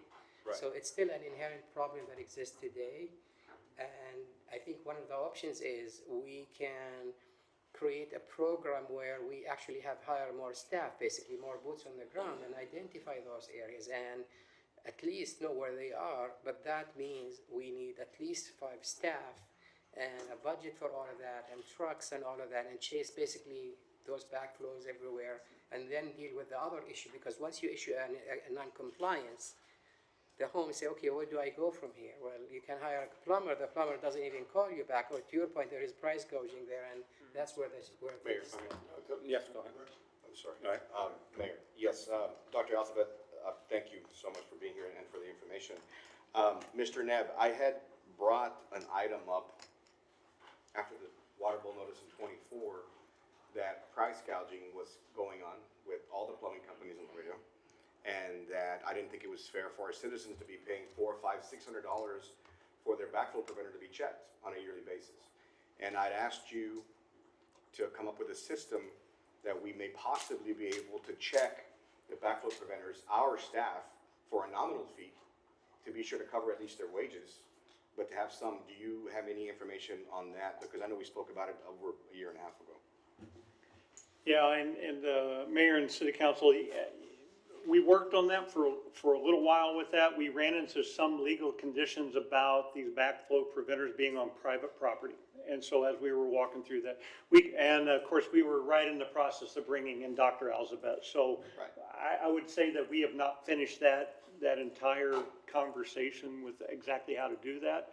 We put together some draft process about what type of staff we would need in order to get it done. We would train up our staff in order to do that. I believe that on the legal side, there's just that balancing act between accepting the liability for the private sector side of that. We have to balance that regulation with that process. Well, our staff now checks water meters. Is that where the backflow preventer is actually there? They're on the private side of the water meters. There's the water meter, and then so the backflow preventers may not be right with the meter. Right. The meters are, well, for lack of a better way, it's Switzerland. It's common land right there. That we are responsible all the way up into the meter. Once it leaves the meter onto the property, it becomes the property owner's responsibility as it comes out of that meter on the other side. Other than we're still responsible for the quality of the water. Right. But the system itself is all the private property owners. But if the resident is calling the city of Laredo and asking for that backflow preventer to be checked, that gives us automatic authority to be there. We just have to make sure that we've tied down the regulatory side to the legal side as the liability that comes on that. Because we don't want to put the city in a bad spot either on the liability as well, because it is the property owner's responsibility to maintain that equipment. Right. We just have to work out those bugs. We just hadn't gotten it all completed. I just don't want to see us implementing this ordinance over and over again for our citizens that be paying $500-$600 to be checked, getting their meter checked not their meter, but their backflow preventer checked every single year. It's just not a right thing to do. Although I know the necessity of it, it's a catch-22, a double-edged sword, but it's a lot of money to get those backflow preventers checked for our citizens. And I think if the city can provide that service, like I mentioned, for a nominal fee, and the citizens are calling to get that done by the city, we should be okay legally, I'm hoping. We put together some preliminary numbers and everything just to try to find a way, and we just hadn't had that full conversation because, again, we were stabilizing the utility out at that time as well too. So if you could please, because obviously it's making headlines. We need to take care of this as soon as possible. Yep. You can bring it back to us as soon as you can with some recommendations, please. Thank you. Yeah, Mayor, just to let you know that the Texas Department of Licensing and Regulation takes care of that. So if we could provide as a city the number of people that are licensed in the city of Laredo that have that little certification part on that, you can pretty much, we can put it on a water bill. It's free advertising for the plumbers who have it, as it is, you know. Number one. Number two, I'm glad that you brought up the issue and the way it occurred. I believe that our staff, the city, thank you, your department did an excellent job throughout this whole process. But, I mean, more than anything, the citizenry to understand that, and I'm not blaming the homeowner or anything like that, but I'm saying because of one, this can happen. This is what TCEQ has us kind of by the throat, that they can shut down a city just because of one particular household. And everybody should understand that what we have to go through. The cost of you know, that occurred is that's why I say every situation that we have like that, we have to get an absolute cost as what just happened. Because I'm not sure, the only thing that I'm not familiar with is what are the regulations for the city of Laredo to deny a request by TCEQ to shut it down. There's an appeal process, I know that, and it's all after the fact. But I think we have pretty smart people working on our side that we can identify something that we can say, TCEQ, no, you're wrong. We shouldn't have said, you know, shut down the rest of the city because you guys wanted 50 more samples. And people are, and you create this panic and this, you know, this needless panic so that, and then we end up looking really bad because of it. And people not understanding the hard work that went behind it. So the backflow prevention process is key from this point on. In a way, I wouldn't want the city to do it only because something happens with it. They're gonna say, well, where's the city? You should have been checking out all of the backflow preventers in our area. So I kind of want to put some responsibility on the homeowners too, that they have to take care of business in order for us not to be in that position, right? So your opinion on that, we greatly appreciate it. So I just want to be clear first that this water boiler notice was a precautionary in nature. TCEQ, the moment, like within 2 hours, they were aware of it. The whole city stood up in 6 hours. The whole thing, the house, the lines were all flushed, hyperchlorinated. Everything was perfect within 6 hours of that piece. And actually the system worked as it should be. Actually, it's penalizing us for actually finding out early in the process. There was nothing in the plants, nothing in the distribution, nothing in the pressure system, nothing. It was perfect. The numbers were perfect everywhere. It was that one house that got a hit, and it wasn't actually the first one. The first 51 was total coliforms, which is environmental contaminant. Could be a dust, could be anything. It could be anything. Seriously, you can scratch your hair and you might get total coliform because it's just environmental bacteria there. And I think there is a couple of layers that we all spoke about. So here's the plan. How this is going to work. Number one, we're going to make sure where those stations are, the new stations that we've installed. That are closest.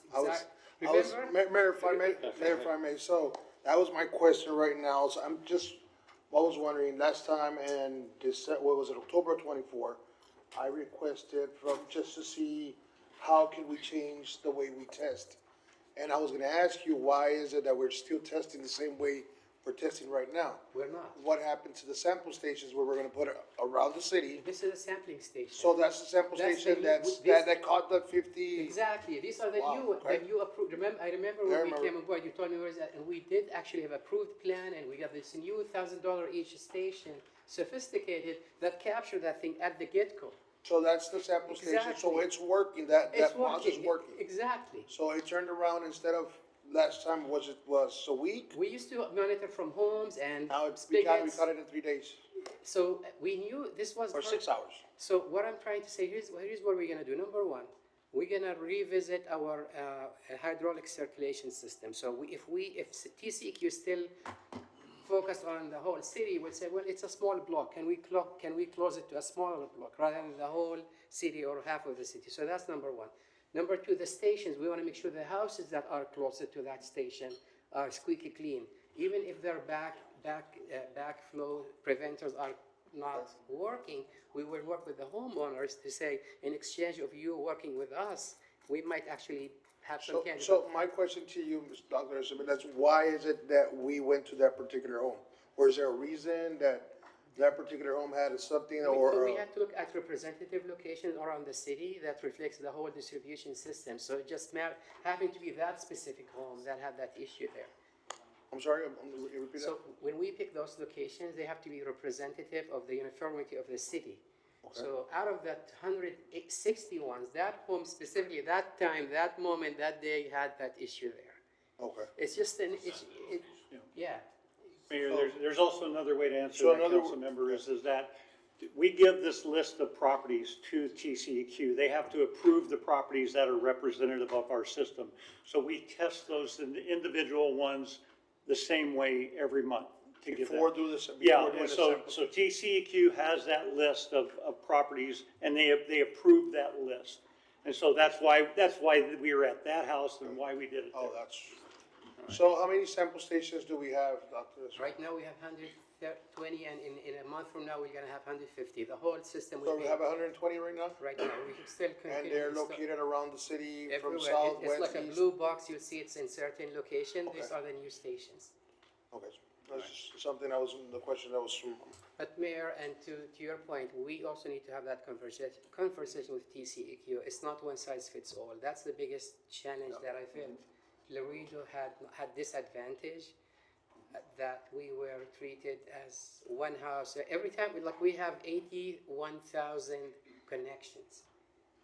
Any of them tomorrow could be the next one, and we cannot be in this kind of situation where we amp up and we have it. So it's not a normal process. so of it happened operation. like you just said, Mr. Ed, we just, we got punished because you did it so fast. You Because we told get them, that hey, we have divided. one, and they said, okay, it's shut down and notice and all of that. We said, well, okay, it's just one area, and they said, no. And actually, Mr. Ramon was really trying to help here because they wanted the whole city to be on a water boiler advisory, the whole city. But then we've showed that the Jefferson has its own system and the Pico has its own system, and they agreed to that. In order for TCQ to not shut down the whole city, they need a plan, that we have a plan. and Which a we plan had to from contain it. 24 that we used, but Which now is what we showed. we're hiring now a consultant actually as an emergency basis to start looking at the smallest zone possible that we can delineate and say, if this happens again in this area, then we can at least shut down that area, not the whole city there, or put it in that kind of. Mr. Secretary, did we have a motion on that? Yes, Mayor. Can you read it back, please? Motion is that. Okay. What was the motion? But, can you read the motion, what was? Yes. Motion to instruct management to come back with additional policies, operational and compliance measures, including strengthening the cross-connection control program, specifically reviewing inspection and testing requirements for backflow prevention devices, and creating a zone map to enhance our isolation capabilities. All right, we have a motion and a second? May I have a question? I have a question for Mr. Okay, go ahead. I will say, it sounds like you're already doing what Yeah, this we're motion is. moving forward. But I just wanted to, I think, remind us, because we know that utility rates, we have a lot of infrastructure, a lot of projects that are going on right now. And the additional inspectors, the additional employees will require an additional budget, which you did mention. Absolutely. And with that additional budget, that's supported by our water utility rates. Correct. So I just want, our council to be aware that if we have tens of thousands of backflow preventers and we decide to take on that challenge of inspecting all of those backflow preventers as a city, then that does require additional staff, and that does require what you probably would see an increase in the rates. So not that we have to, of course, be concerned about public safety, but we need to realize there's a cost benefit to it and proceed as carefully as we can so that it is not an undue burden placed on our ratepayers. All right, go ahead. I'm sorry, Marie. Yeah. Doctor, and I don't mean to put you on the spot. Do you believe that this would have happened anywhere else? I would say just Fort Worth or Lubbock. Would they have been treated different than we were with the exact same situation that happened last Friday?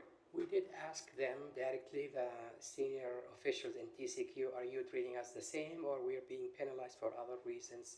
Yeah. Their answer was, it's across the board. We used everything everywhere, but to my collection, I don't think any other city had that similar situation that we're in.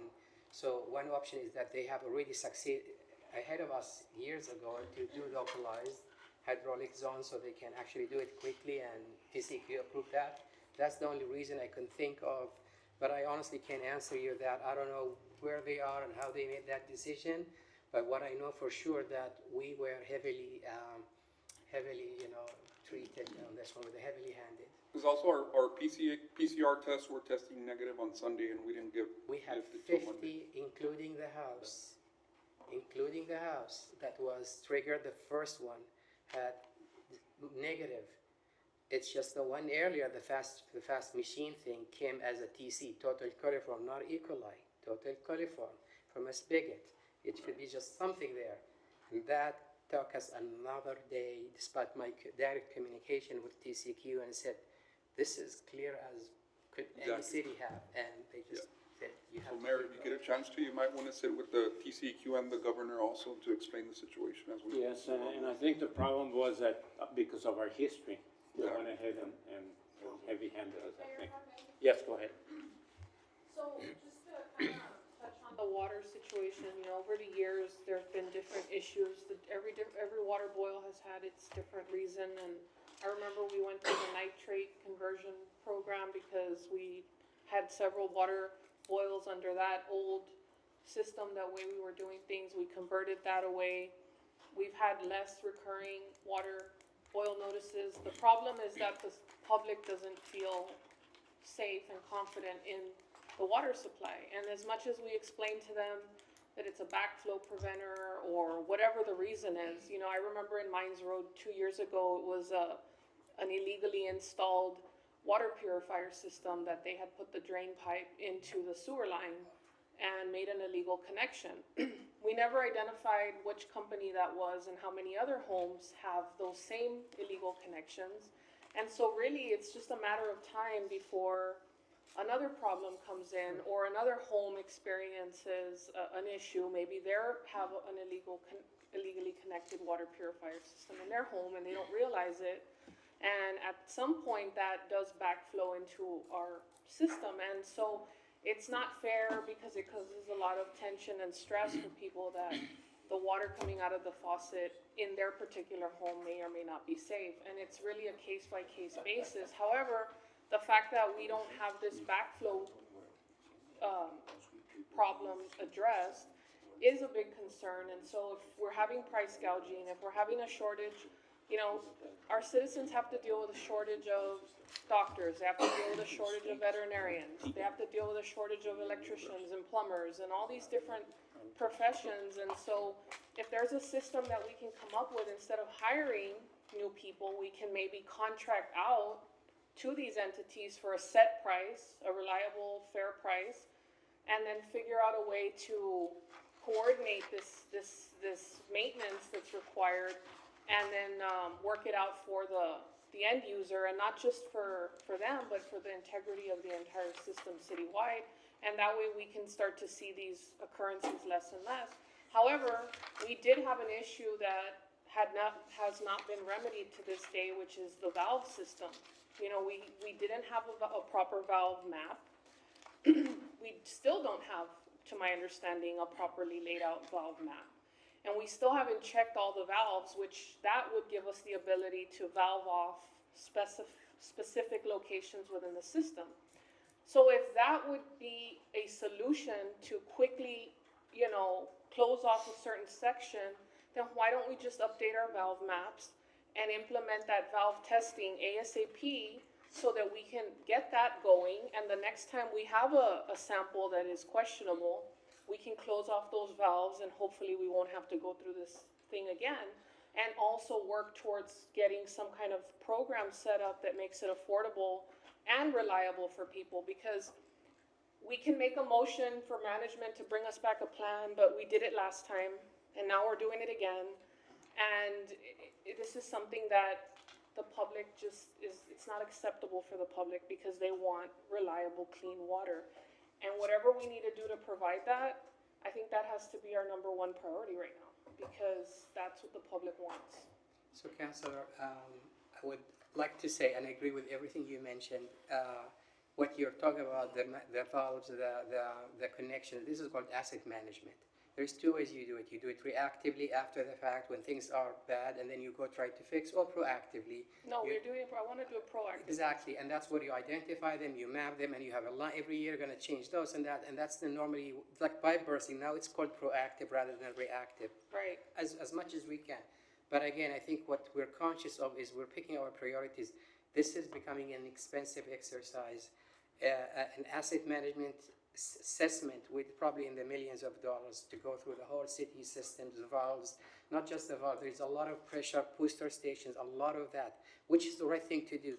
But we're trying to pick our fights But right have now. we made progress in that area? Because the motion last time was to work towards getting that valve map updated and getting They those valves started with tested. that, with the valve exercising, but again, a lot of the staff gets distracted with the pipeline breaks and all of that.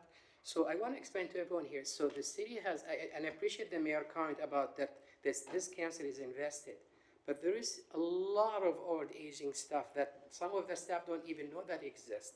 So it's a comeback for the city of Laredo to understand this and put it as a priority there. But it comes with a price tag, and we have a rate that the city manager understand. And I just want to make sure everything we try, we can keep trying, but we're trying to manage. If I could address Councilwoman's, Councilman. Now, going back to, piggybacking on what Councilman Pettis saying, I understand that there's a price range, and there's prices, it's expensive. But at the same time, there's no value of quality of water, right? We gotta find a way. We can't say, well, it's expensive. We understand it's expensive. Even though we may get critiqued, or we can, tell us that we're spending what money here, I'd rather say we're doing the right thing. We're changing out the valves. We're identifying problems. And if we can identify, if there's a way that you can identify it and it costs us, some money, it's an investment that, and it's not gonna maybe not function for us right now, but for the future. So that's, it's worth it, the moment and the shot to spend some, to look at what we have to fix for later on at the same time. Mayor, if I may? Go ahead. Just to add to that, and I understand it's a staffing issue and like a resource issue, but maybe we can do what we did with the landscaping issues where we agreed that we would outsource and contract and give some of that work to private. So maybe we can seek some contract temp basis where we can outsource some of this work instead of having to do it in-house? If I may, really quickly, Councilmember Perez, with what she was asking, TCEQ wanted us to shut the entire city down for this boil water notice. It was because of the efforts that we did in 24 that helped us get through that. We were able to prove those valves. So those valves are very important.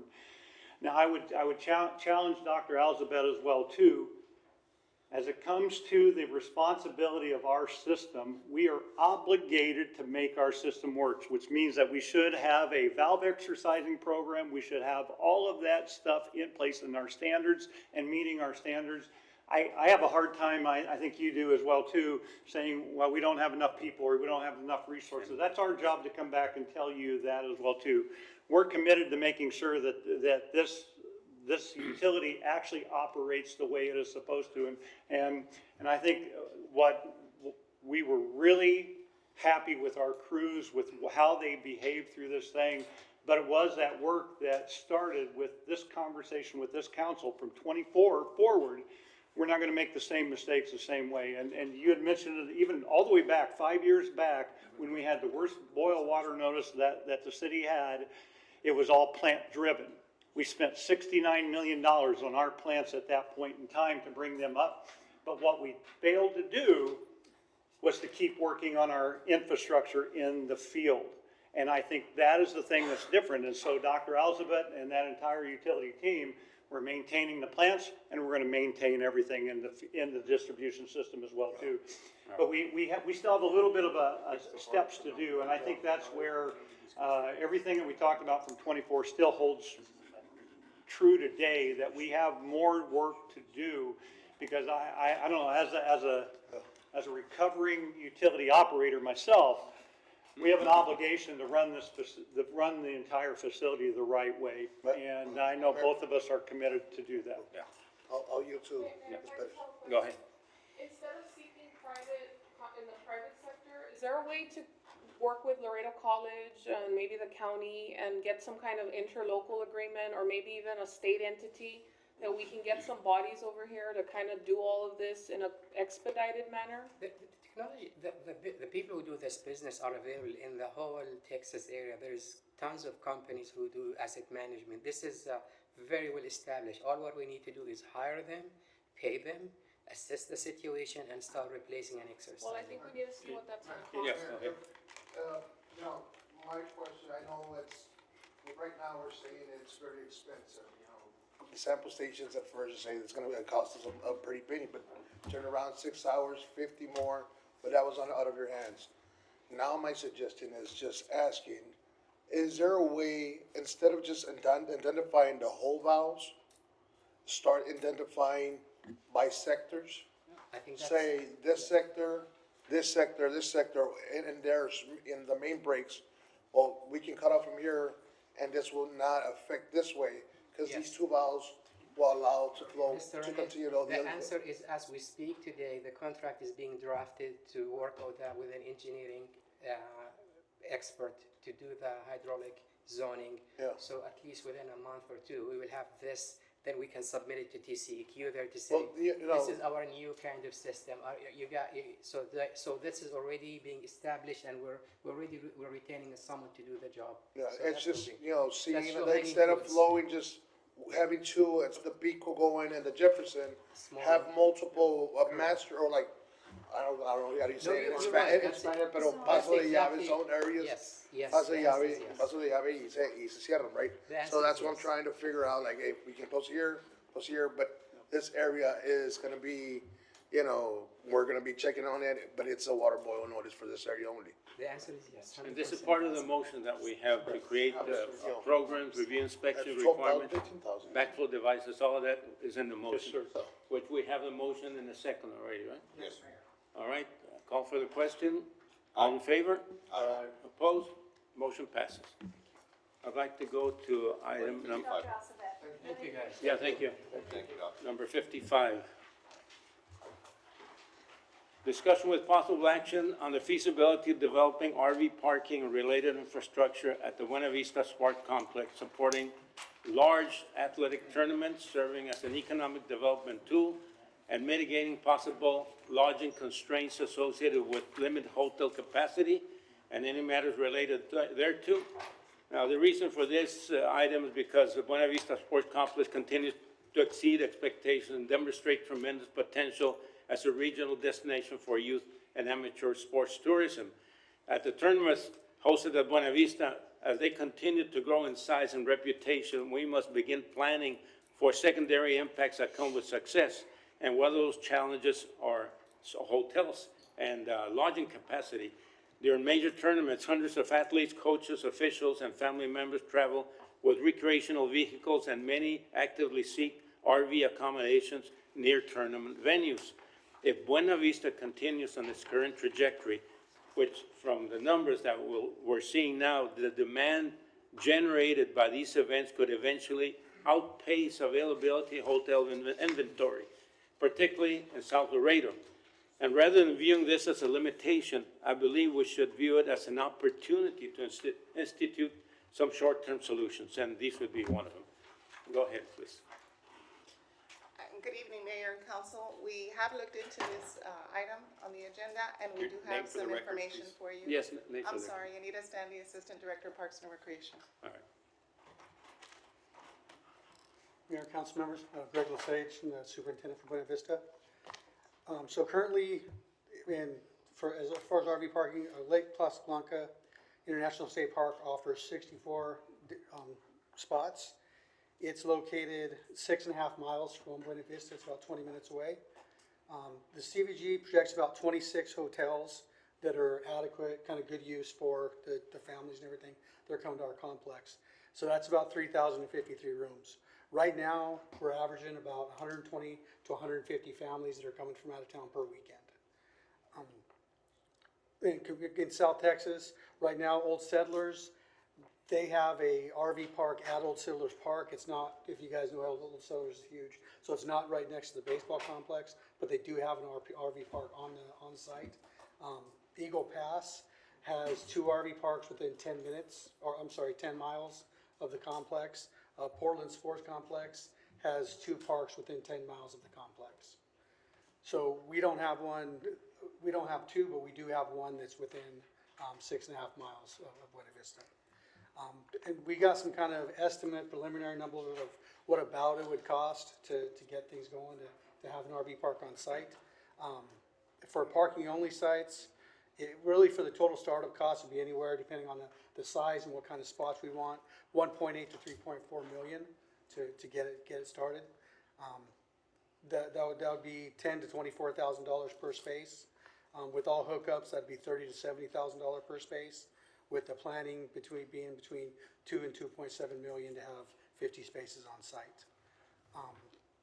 Our operational cost, maintenance, I haven't gotten numbers on exactly what it would cost to maintain on that, but I know labor-wise, we have to have security out there and increase for at least a couple $100 a night, just to have the security out there to have those spots and to watch those. As far as revenue, right now, I know Round Rock, Old Settlers charges $30 to $50, depending on what those sites look like.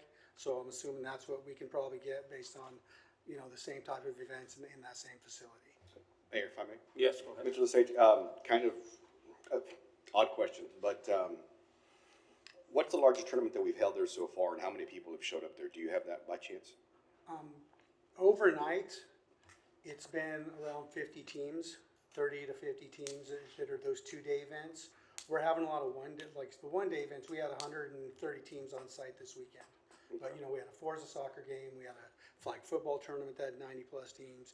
And then the baseball tournament was a 2-day, had 30 teams. The reason I asked, because you mentioned 3,053 rooms here in Laredo that are available, right? Yes, sir. That's when they're all vacant. Yes, sir. And the problem lies that we have an occupancy rate of over 80% every single day in Laredo, which is phenomenal, great for us, right? But when it comes to tournaments, it's a very difficult situation for people coming into Laredo. Yes, sir. Therefore, the item, of course, to try to get people to stay here in their RVs. But now that you're talking about cost, that's extremely expensive, very expensive. Thank you, sir, appreciate it. Mayor? Yes, go ahead. Mr. Lesage, I know these acres were donated and it's for a purpose. I think the sports complex has 3 phases and we're done with the first one. Does this park, trailer park or mobile home park, affect any of phase 2 or phase 3? Not that we are starting phase 2 or phase 3, but would it affect any acreage in reference to phase 2 and 3 in the future? Mayor, if I may, Jose Valdez Jr. for the record, acting director for Parks and Recreation. These are just estimated ballpark numbers, and it's considering the existing property. Now, I think it's 200 acres, if I'm correct, roughly. And Old Settlers, I think, is over 600 acres, correct? So they have a lot of land. I just want to remind council that council did make a motion, and we'll be bringing back that information in the very, very near future. Finishing phase 1. We haven't finished phase 1 completely. What was approved, and we have finished that. But council did approve the parts that were left out, which total around 11 million.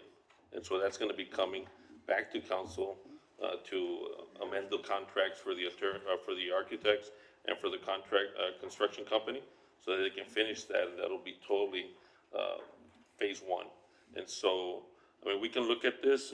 It is expensive, and these are just, again, ballpark figures. It could be anywhere from $2 to $3.5 million just for an RV park. We see the need, and I know that some folks out in the community that have land and have done hotels, they're considering building some more. We're blessed that we have a 70 to 80% occupancy during the week. Most of that's business. So there are some hotels, but again, I don't know if we want to be doing this. We can look into it further.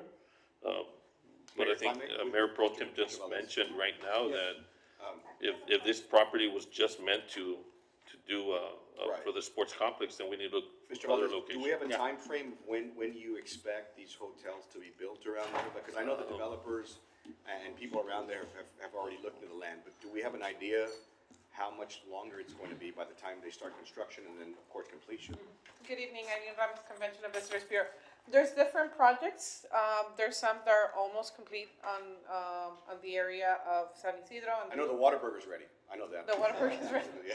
But we don't have dates on any hotels near the sports complex. We do see some hotels going up in the north side of town. Right, but you do see some Yeah. interest with hotel chains coming in and around that area, because I've heard of Yes, them myself. yes, absolutely. We haven't received timelines for So them. timeframe we don't have yet. Not yet, Okay. not yet. Yeah, But thank we you. do see the number of hotel rooms, and what Greg was mentioning is correct, that those 26 hotels are the ones that service that type of group. Sure. In addition to the other hotels that we have more than 4,000 hotel rooms. However, only those 26 are. Right, thank you, sir. Mayor, may I? Yeah, before we go, one of the things we need to look at, accommodation should be incorporated long-term vision rather than retrofit them later on.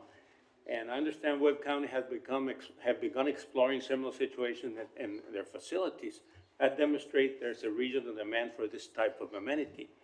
So we have to look at that. I'm gonna make a motion. My motion will be to direct management to conduct a feasibility study and cost analysis to evaluate the appropriate number of RV spaces, identify potential location within the complex, review utility and infrastructure requirements, and return to council with recommendations and consideration.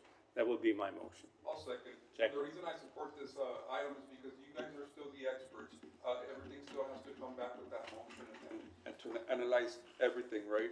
I second the So, motion. Mayor, if I may, I'm Yeah. sorry. I appreciate that. Have we looked at the Lake Casablanca RV park, and do we know if that reaches capacity? Because usually families come and they're looking for hotel rooms, and now we're talking about an RV park, which is a much different type of venue. So, and we have an existing park, as Mr. Lesage mentioned. Do we know if it reaches capacity during these tournaments? If For I this may, use? it's very limited. And we look into that for other events that we have. For example, Birding Festival, a lot of people come with their RVs to that event. And it's very limited, the space that they have, because a lot of people stay there on a long-term basis. Right, winter Texans. Yes, so more than winter Texas people that stay longer. So the number of hookups of lots that they have available is very, very limited. I guess my question more was asking if you've been able to judge demand in this population for this type of venue, for an RV venue, instead of the normal hotel room.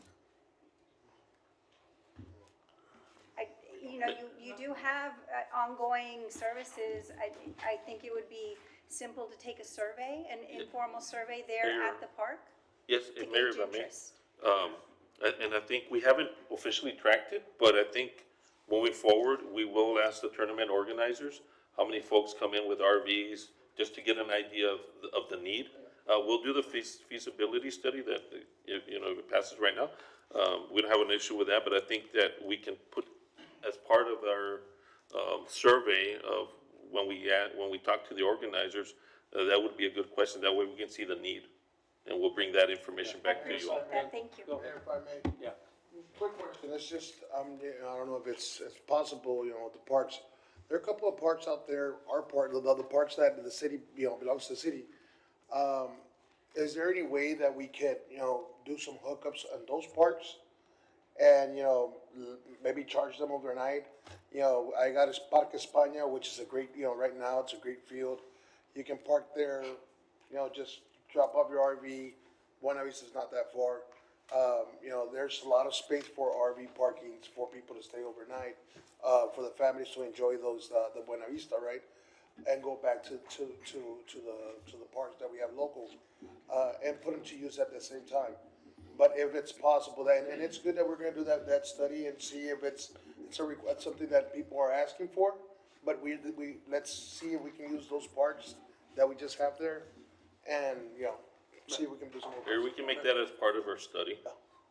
Mayor, and I believe you brought this item forward, Mayor, because this only applies to the RV community. Not everyone owns an RV. Now, for example, if I own an RV and I'm gonna go to Gardner, I wanna put it there in the state park because the river's there, the recreation is there. And in this case, the fields are there. Your kids are gonna wanna go rest right there and then go play the next day or play early in the morning or play in the evening. So this only applies to the RV owners. And they'll never go rent hotels because they already own an RV. They just wanna bring, that's the idea. So again, that's why I support this item. Yeah, just piggyback on that, but a little bit harder question though would be for our Convention and Visitors Bureau, if we're tracking the amount of people knowingly that they do come specifically for Buena Vista. So we're working So closely with. you're working on that particular part of and the reason I'm telling you that is because the more information we get, I just can't tell you all how excited I am about this park. There's a million people out calling every day, wanting input, and they want to make this thing work. So everybody has an idea as to how this can work. And all I want from us is, especially your department, is to be the most welcoming department the city's ever seen. Because there are people out there that used to come, and I was talking to Mr. Valdez about this back in the day, and as old as I am, I used to remember that your department used to have a more welcoming committee back in the 90s and 80s. So anybody that would come into town automatically received a package of either food coupons, and an itinerary pad, what you're gonna do, the mapping of where all the locations are at, all that kind of deal. And so this is, for me, we lost the tourism for Nuevo Laredo. Let's just be 100% honest about that. So we have to struggle to try and figure out what our next tourism industry is. And sports tourism is at the top of my list. Ecotourism is second, and then just down the line after that. We cannot completely disregard all of this. So the accommodating part about this RV park is a huge key to getting all that stuff done. But we also have to be as accommodating as we can. And the reason for that is because they bring something more valuable than money to us. They bring information, and we can see patterns, and we can see a lot of analytical information that goes in the sports tourism industry, and we can have all these answers done. Now, I know it took off like a rocket. It just started this, October? And now you guys are seeing all the success. My thing, as I told you all when we started, be careful. Why? Because there's such a thing as growing too fast. You might not be available. We might not be as accommodating as we think we are, and we might lose some customers because of that. So getting that information from the hotels is gonna be key in my mind. Because if we're saying that we don't have enough hotel space right now, and we can't bring bigger, tournaments for weekends and all that kind of stuff, well, I need to prove that. I need you all to prove that to us, and prove that to the rest of the community and saying, this is why we can't do it. And that's what we're encouraging, more hotel investment in Laredo, more RV pads to be out there. And so these are the type of things that I know it can happen. It doesn't happen overnight, but the more prepared we are with the analytics parts of this business industry, the better we're gonna be situated like that. But at the same time, the biggest part is because Laredo is known for that. I can't tell you how many times in my lifetime people come up to us, we are not only the safest city, we are the friendliest city, and we are a welcoming city. So I wanna just make sure that we have all those things tied into this wonderful package so we can make the sports venue the success it deserves. And so setting you up for that success comes from you all to come to us with the appropriate information, with everything that you propose, and so we can get this thing moving together. I think everybody's gonna jump on board with that. So thank you all for your service. Absolutely, sir. If I may, just really quick, we have new tools that provide information on who's coming, the behavior of the visitor, who's going to what venues, and so that we just started with that, and we're sharing that with our other departments that we partner with. Would you please share that with this feasibility study that we're gonna be conducting, hopefully soon? Yes, of course, absolutely. So Yes, go ahead. we absolutely agree with you, sir. I appreciate that. Go ahead. Thank you, Mayor. So your motion is essentially to do a feasibility study. This would, I'm assuming, be an internal feasibility study. We're not gonna go spend large amounts of money on it. You guys will give us your honest opinion about whether or not that is the right way to move forward. One of my concerns is, you know, if the people voted on, you know, phase 1, 2, and 3 were, my understanding, presented to the people when they voted on it. So if, you know, if the RV park would be replacing or, you know, part of phases 2 or 3 for the future, you know, just trying to stick with what the voters, you know, voted for. But and since this is 0.25, you know, % of our sales tax, and it's so, you know, important, we want to make sure that we are using every inch of land that was donated to the city to bring as much of revenue back, because the whole point of this is to make money. This is a enterprise, and this is a special account, a special fund, and then I just have a question as well, you know, about mentioning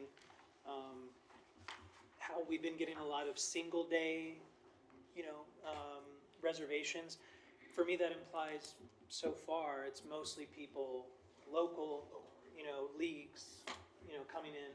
I know we're just getting started, so I'm not. But what, I mean, I like I kind of mentioned last time, I don't want to see the full year booked up with single day. You know, we want these 2, 3, 4 day, you know, tournaments. So, kind of to Councilmember Garza's point about not growing too fast, and especially not growing too fast in a single day type of way. So I don't know if there's, you know, ways to be capping that, and obviously you don't want to say no to business in the beginning, but being strategic about how we're going to be getting these bigger tournaments, not just for the heads and beds, but also for all the restaurants and everything.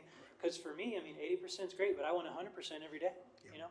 And there's 3 new hotels being built right down the street from where I live, quite frankly. Springfield and Loop 20 is about to have 5 hotels. There's currently 2, adding 3. I understand that's on the north side, but, you know, the drive on the loop, you know, and by the time, and near Sam's Auto, of course, getting new ones. And of course, in 2029, we'll have all 3 overpasses complete. That won't be too bad of a drive, you know, so we obviously want hotels closer to the sports complex as well. But I guess my point is, please bring us back your, you know, your the direct, honest recommendations, and you know, council can consider it from there. Mayor, we will bring that back as soon as we can. I am being informed that there's about 65 acres that we can potentially are not allocated for anything right now, and so that there's opportunity to grow, and maybe that's something we can consider. And we'll work with the architect to kind of do a little general layout of maybe something that could, that the city council could consider as maybe for the future. Mayor, We if I would may. not want to replace any of the items. Mayor, if I may. Mr. Valdez, so is it 65 acres left over, or is it 60 or 65 plus the ones that are allocated already? No, I think the whole complex is about 200, and so. Out of the I mean, 200, how much has been used? Maybe a third of it, because we're in phase 1 right now. So at the end of if it's of the master plan, at the end, there should be about 65 acres is what I'm being told. And so that are not really located for, designated for anything right now of the 200 acre complex. The other thing I want to look at, and we'll talk to legal, if there's any restrictions of when part of the land was donated to us. And I think we bought some of it. So I just want to make sure that we don't have any restrictions that may not allow us to do RVs. Just saying. So we'll look at all of that, Mayor. All right, go ahead, Councilman. How many out-of-town tournaments do we have? Is it usually on the weekends?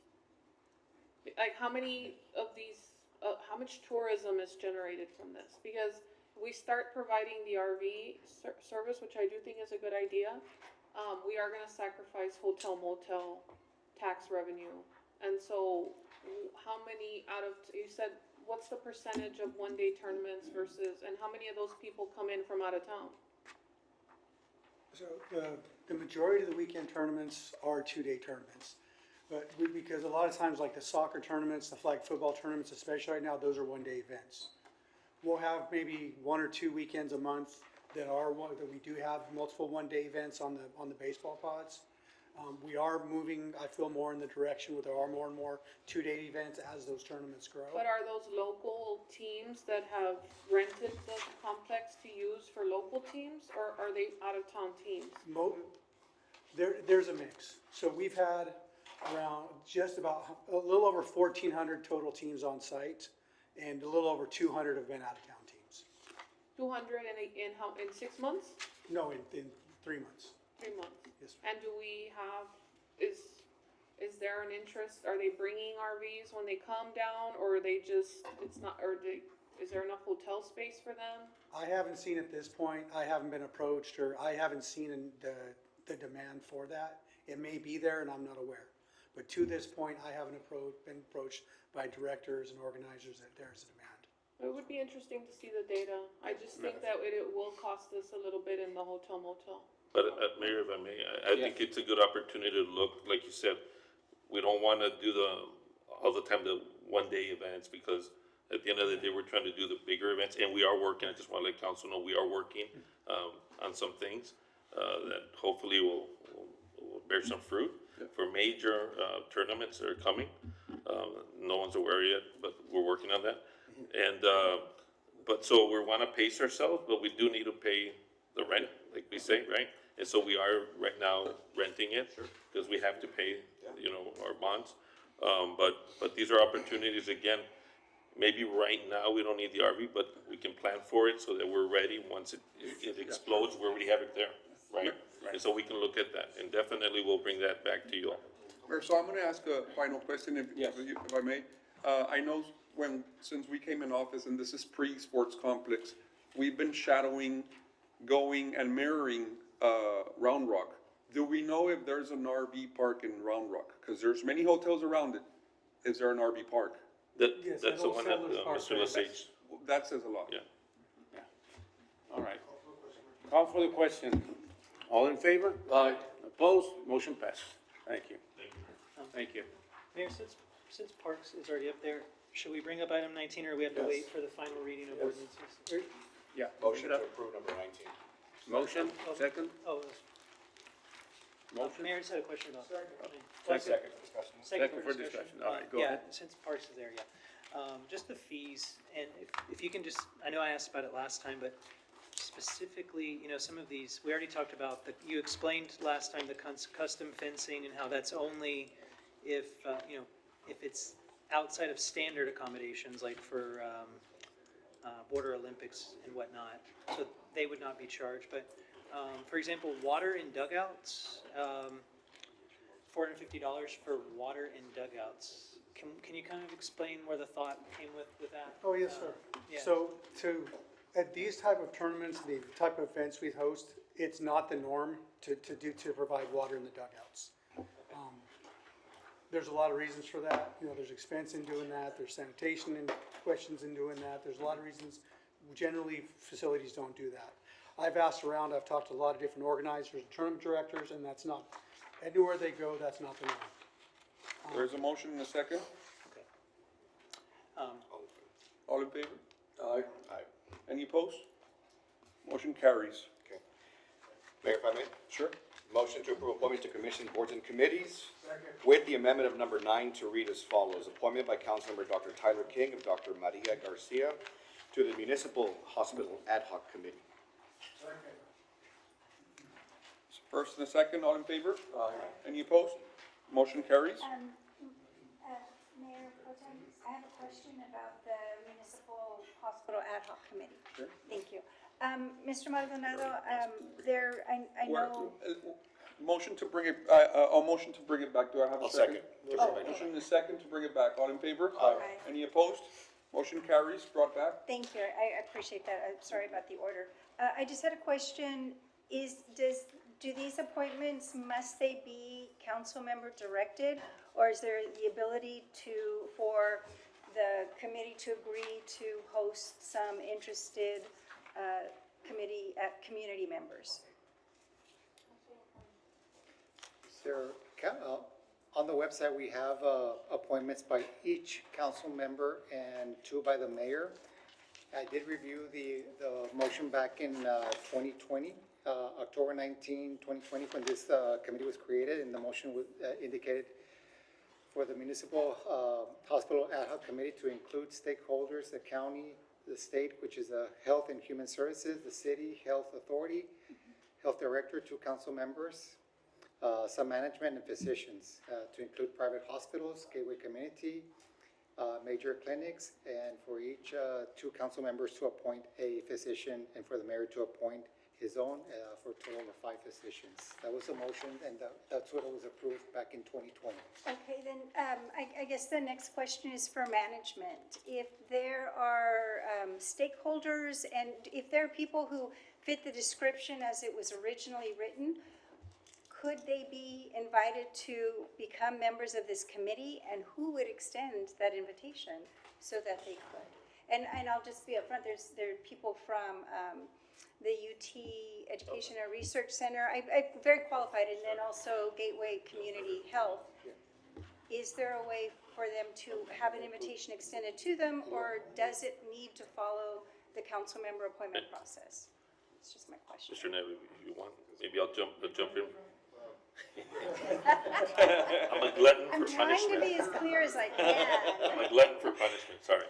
I think kind of where council was when they created that was people in that industry to appoint someone for that industry. So if you have a vacancy, you look at those industries, right, hospitals, and the ones Mario just read.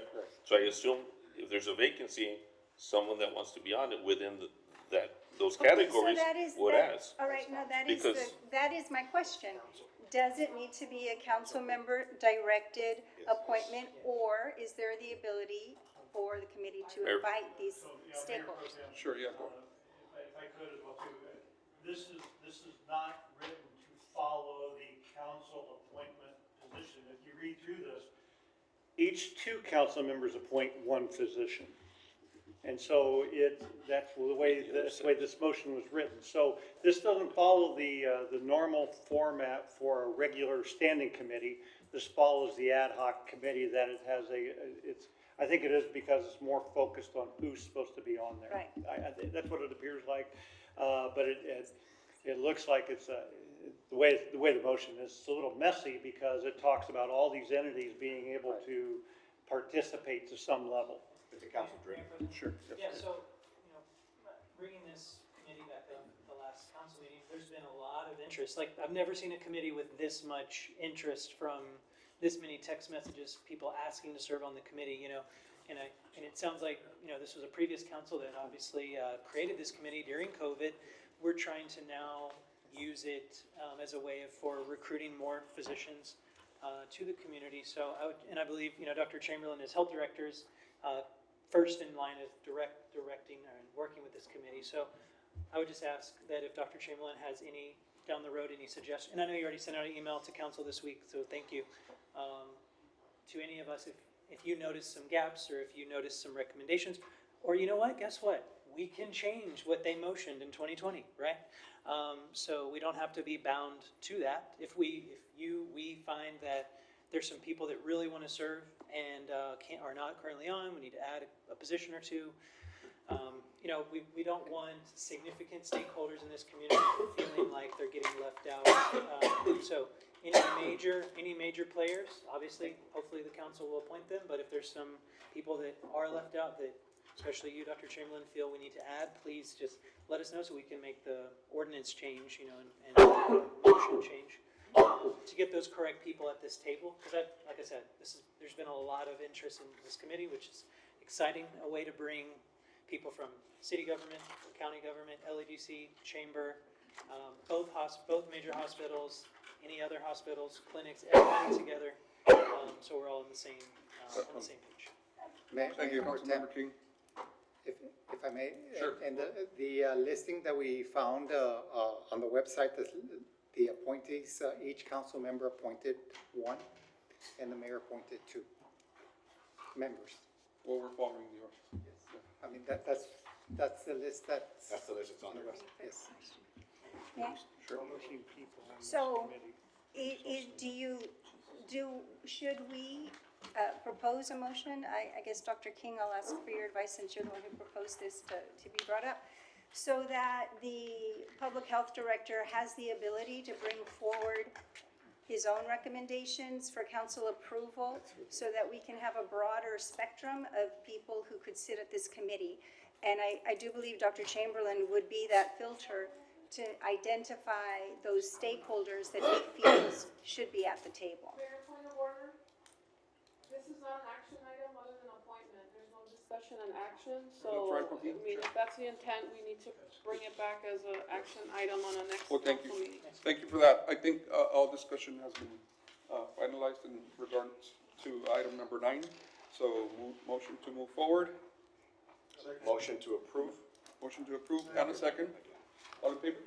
Any opposed? None, motion carries. Mayor, motion to open up planning and zoning public hearing under the ordinance number 11 and public hearing under the ordinance 12 through 15. Motion and a second. All in favor? Any opposed? Motion carries. Number 11, public hearing introductory ordinance amending the zoning ordinance map of the City of Laredo by rezoning Lot 1, Block 1, Kimberly Plaza subdivision located at 4800 McPherson Road from B3 to B4. The Planning and Zoning Commission recommended denial of the proposed zone change and staff does not support the application. Number 12, public hearing introductory ordinance authorizing the city manager to accept and enter into a contract with Admore Institute of Health by the Lifestyle Medicine Consortium Program Grant, amending the fiscal year 2025-2026 budget by appropriating revenue expenditures in the amount of $100,000 with no match for the City of Laredo Public Health Department for the term of June 1st, 2026 to May 31st, 2027. Funds will be accounted for in the Laredo Public Health Department Fund Lifestyle Medicine Consortium Grant.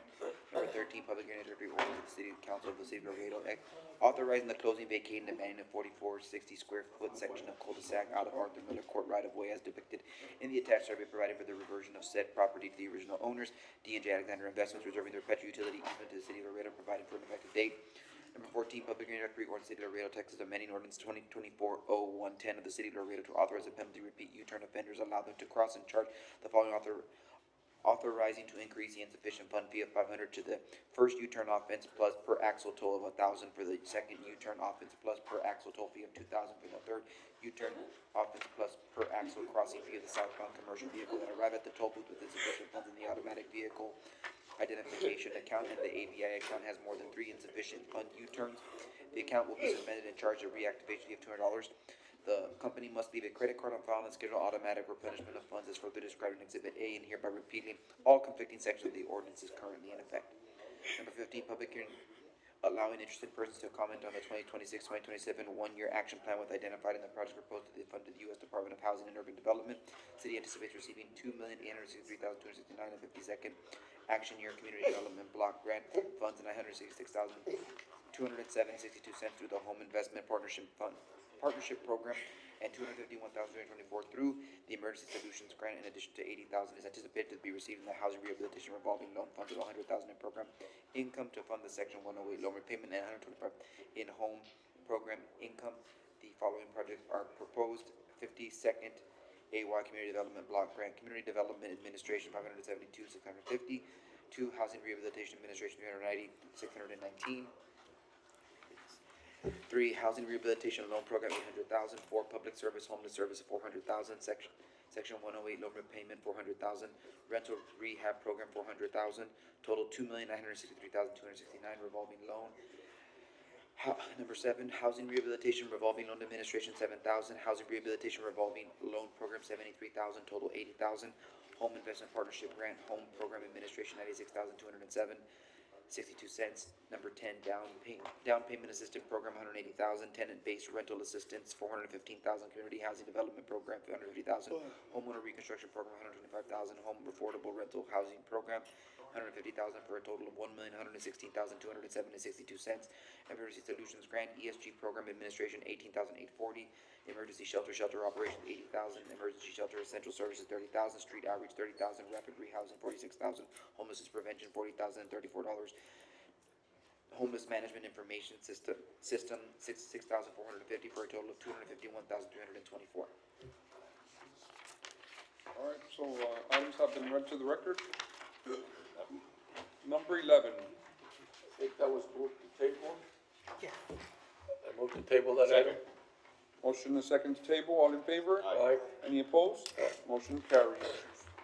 Number 12. Motion to, for or against, for or against, for or against. Motion to introduce. Motion and second, all in favor? Aye. Any opposed? Motion carries. Number 13, for or against, for or against, for or against. Motion to close and introduce. Motion and second, all in favor? Aye. Any opposed? Motion carries. Number 14, for or against, For or against? For or against? Second. There's a motion and a second. All in favor? Aye. Any opposed? Motion carries. Number 15, for or against? For or against? For or against? I got some questions on that particular item. Go ahead, council member. So, you have some?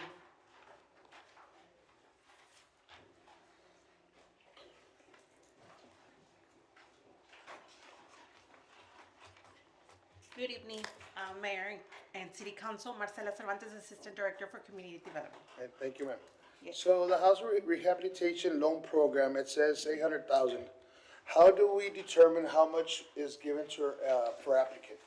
For applicant, okay, so that program has been established. It's divided into 3 different programs. They all start with a loan. The loan is up to $50,000. That's the first program. The second one, it's up to $15,000. It's a grant. And the third one, it's a reconstruction. It's case by case. Case by case, so it's 50,000 per, as per se, per program. Yes, if you like, I'll explain to you the program, the Yes, way ma'am. it works.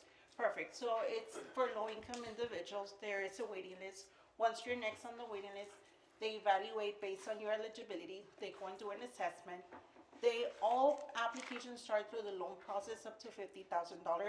If the customer qualifies for that, it's to bring the house up to compliance. If the customer qualifies with federal funds, it's forgiven 43% and 57% they have to pay for it. Mayor? Sure, go ahead. What's the qualifications? It's very interesting because it's CDBG Yes, money and stud. So there's a lot of elderly in my district, homes that are, I guess, still not, well, they're pretty old, so there's a lot of people that are trying to, qualify. I've been getting calls to see how they qualify. So that they And have, what's the qualifications do they need? okay, And this is the biggest, and I'm being honest, this is the biggest question they ask. If I apply for this, for this program, will they, I put my home in a lien? yes, you will. So there is That's a lien. that's one of the main questions. Yes, correct. So there is a lien placed to qualify. They need to be owner occupants of the house. They must have their taxes paid currently. And once the construction is completed, they need to have homeowners insurance. Homeowner insurance. Correct. They're federal funds. Correct. So those are federal guidance. Yes, correct. No, they're program requirements. Our requirements, I'm sorry. Yes, correct. So, and another question, how do we, who is the one that says you qualify that? Who's the one that qualifies? Is it an inspector, or is it our community members, or how do we qualify them to say, besides the paperwork and insurance, having to be in the owner property, saying, well, your home does qualify for this because, your roof is coming down, you have all this, how do we, justify that? So there's an assessment. So an inspector goes and does an assessment in the house. The inspector does a preliminary cost estimate. If the preliminary cost estimate is less than $50,000, then we can proceed with a loan. In case it's more than that, then automatically it would be either a livability grant or a reconstruction. If the house is dilapidated beyond repair, then we'll proceed with a reconstruction. How many people are on the list as, on top of your head, if you have a number, how many people, because the people think that we're not trying to help, and we always say there's a big list. And if out of that list, how far have we brought it down? We call about 100 individuals from the waiting list. It can go up to 300 a year, that waiting list. So we don't put a cap on it saying, we can only do 300. So we can cover this 300 and then they go over the next year, because people say that I never get off the list, and I'm still on the list. I've been on the list for the past 3 years and I'm still waiting, but for some reason there's people that, and this is a communication I get, that this person just applied and all of a sudden this person's been waiting for a long time, and all of a sudden this person's already qualified. Yeah. So is there a reason for that, or is it because, special circumstances that's less work or more work, or? The only exception that we have in our policy will be a natural disaster. and that will be a grant up to $15,000. Otherwise, we follow the waiting list as it is. We cannot skip anybody. So, a natural disaster, that's the only way that you Correct. skip. That would be So an how about exception. fires?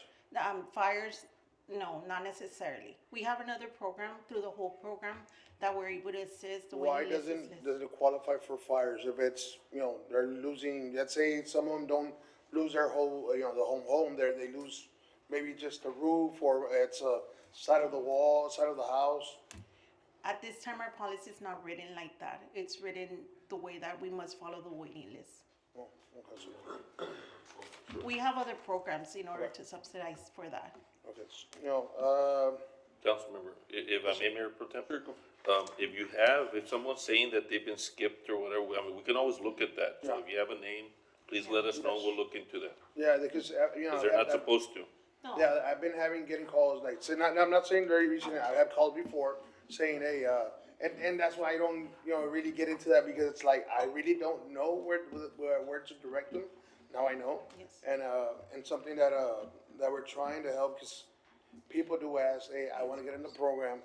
But what I do know that there's a big list, and I don't know if that list is from 2-3 years ago. Correct. And we just covered 50 people, 40 people, or maybe 30, 20 people, and then, Correct, you're absolutely correct. No, we cover approximately 20 individuals that qualify for program, and it's a mixture. It can be a livability grant, like I explained, up to 15,000, the rehabilitation loan 50,000, or a reconstruction. It's based on how many we can do per year.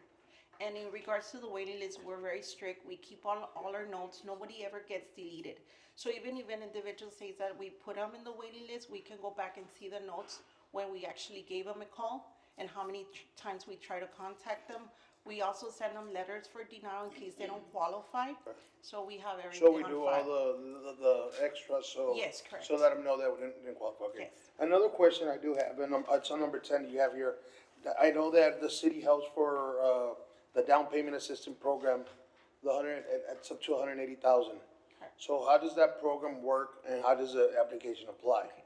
That's, some questions that people might wanna know because it's first-time home buyers, people that wanna buy homes or, they don't know, I didn't know that we had that program here in the city.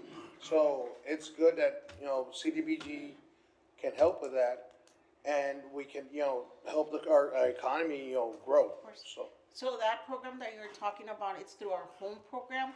That one, we can help first-time home buyers up to $30,000, and it's for individuals that are not able to purchase their houses. They have to be low income and also have credit. So it will make the home affordable. Let's say the mortgage company only approves you for $140,000, but you need a house and the house is worth $160. Based on your need, that's when we come in and we put the additional funding to make it. So you got, or at least, you gotta be approved at least 3/4 of what the house costs. Not necessarily. We're here just to make that house affordable for you. Okay. So no. Okay, so, and then my final question is, when are we getting the CDBG monies back to our sidewalks and parks? At this time, we didn't allocate for that because we have been getting the reductions every year. In the past 5 years, we have seen a reduction of about $1 million. So at this time, we base ourselves on the allocation to bring more affordable housing and for homelessness. Okay, that's it, Mayor. That's all my questions. Thank you so much, Mayor. Thank you. Motion, there was a motion. Motion to close and introduce, sir. Second. Motion and a second. All in favor? Any opposed? Motion carries. On to number 16. Mayor Pro Tem, number 16 and 17, council to introduce. Council to introduce number 16 and 17, no motion necessary. All right. For number 18, motion to approve, number 18, third and final reading. Motion to approve. Second. Second. All in favor? Any opposed? Motion carries for number 18. Motion to approve final reading of ordinances 20 through 29. There's a motion and a second. All in favor? Can I draw out 28, please? 28. Let's approve for the exception of 28. Motion and a second. Second. All in favor? Aye. Any opposed? Motion carries. Councilmember Cigarroa, number 28. Go ahead, ma'am. Thank you. An ordinance of the City of Laredo amending Chapter 19 Motor Vehicles and Traffic, Article 8, Stopping, Standing, or Parking, Section 19-30, 355B, parking violations of the Code of Ordinances of the City of Laredo, Texas by increasing the parking violation fee schedule, providing for severability, providing for vocation, establishing an effective date. And I had a question about one item in particular, which is the parked against traffic flow item. I don't know if there's anyone. And I apologize, I didn't let anyone know that I had this question before. No, it's fine. Well, yeah, but this is about traffic. Apologies. You're doing a lot Chief of tickets, Rodriguez. You You're covered like the that. entire spectrum. Okay, so, what was the question? So I'm sorry. there's one item in the new fee schedule for violations, and I understand the need to raise the fee schedule. It hasn't been changed for a number of years, and they're very low, so it makes sense to increase them a little bit. But that one item parked against traffic flow, the issue that I have in some of the neighborhoods that I represent is that people who are rushing home from their work park in front of their homes, and we know what the streets are in some of the neighborhoods. They're very crowded. So they come in, they're coming in, they want to grab lunch and they want to leave, and they just park in the first available space, and sometimes they are parked against traffic flow. If they're in their own neighborhood, I understand, I've gotten these tickets downtown, and I've paid them. I'm gonna make sure. For the record, I'm fairly certain. But it just seems very picky. And I don't know that it really contributes to better safety in the neighborhoods. You can push back. But it just seems in a crowded day, a hot day where summer's coming up, when people just want to get home, their street is already crowded, they're looking for an available space, and they just park and they don't take the time to make the turnaround or do that three-way turn to park nicely, and they get a ticket. So I don't know that there's something to do about that. Is there, that's my question. Is there something to do about this one particular item, parking against traffic flow, that seems to hang over people who are just trying to go about their day? Yeah, so Miguel Rodriguez, Chief of Police for City of Laredo, for the record. So basically, the way the ordinance is written is to make sure that we have all coverage of any given situation that we encounter. Most of these violations are going to be on violations where there's multiple cars parked. The directive that has been given to our community service officers and our police officers is to work with our community, right? Is go and knock and say, hey, you cannot have your car parked this way, right? It basically on discretion, but their directive is not to just see and cite. That is not the way we're operating. Now, there's been, the CSOs have cameras now, so we're documenting how many times we've gone to that location, how many times we've been giving that warning to the person, right? I understand that sometimes they're just in a rush. They're not gonna be giving a ticket, and if they do, they can always go and counter that and say, I was just there for a short period of time. It's gonna be up to the person that gets the citation, right? But I can tell you that citation itself is very rare sometimes that is given. It's mostly when there is a situation when there's large parties or they're blocking traffic. In those given situations, yes, we've seen cars that are parked over the sidewalk. You can't do that, but do we cite? No, we don't. Police officers really do not engage in that type of situation unless we're called upon. It's mostly the CSOs right now that are doing a lot of that citations across the city.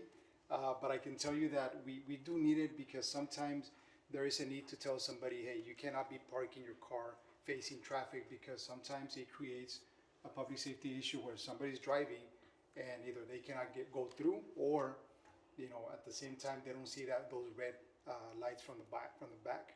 So if you're facing traffic, it's not a well-lit area, and you're driving and you don't see those red lights, they can hit the car from the front. No, and I can appreciate that. It just seems in this particular case, it's just been a couple of people who've commented. The hour of the day, the neighborhood that they're in, and the fact that it is not in these major areas, right? It's not downtown. It's not where cars are going in and out. It's in a neighborhood where, again, they're just trying to get home, eat lunch, and then take off back to work. But I appreciate it's hard to filter out those rare examples with the need for more public safety in the major thoroughfares. Mayor Pro Tem. Go ahead, Councilman. Thank you. And thank you so much for bringing it up and starting off the questions, communication, right? Chief, is there any way that we can start communicating or using PIO, your PIO and PIO at the same, or with our COs, they're called COs, right? CSOs, sorry, CSOs. Start making videos of, like, for example, instead of us just going out and putting those stickers, giving people examples or making PSAs and telling them, you look, and I know I'm going, Mayor Pro Tem, I know that you have an item for that, but at the same time showing, hey, you can't park this way, you are gonna get cited. You can't do this, you have overgrown grass, you're gonna get cited. If you have too much trash, things like that, using the CSOs, right? Did I say it good? So, did I say it right this time?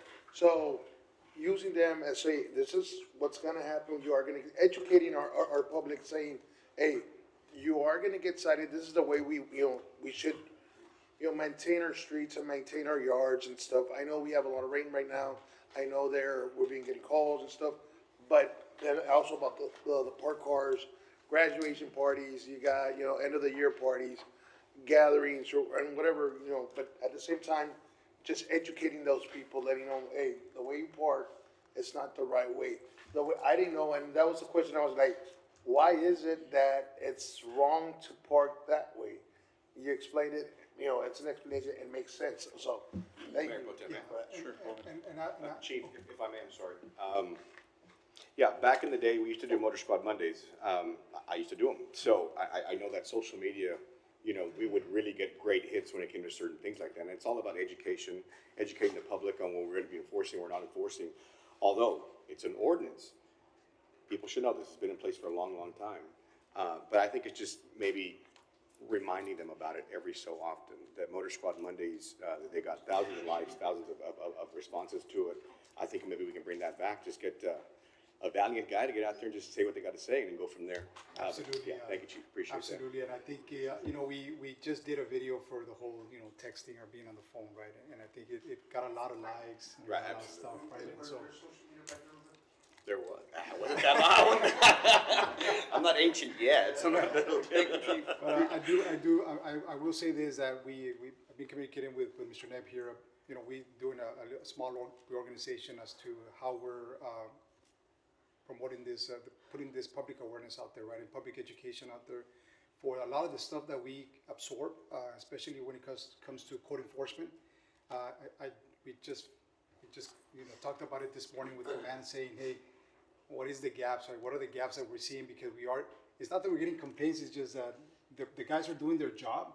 Right. It's just that people are like, hey, why, right? And so I do want to say that it comes back to that, right? That a lot of our community are not used to that and saying, hey, we need to make sure that we put that public awareness and public education out there. Right. So we're doing a little bit of a reorg to make sure that we provide content and making sure that we do this.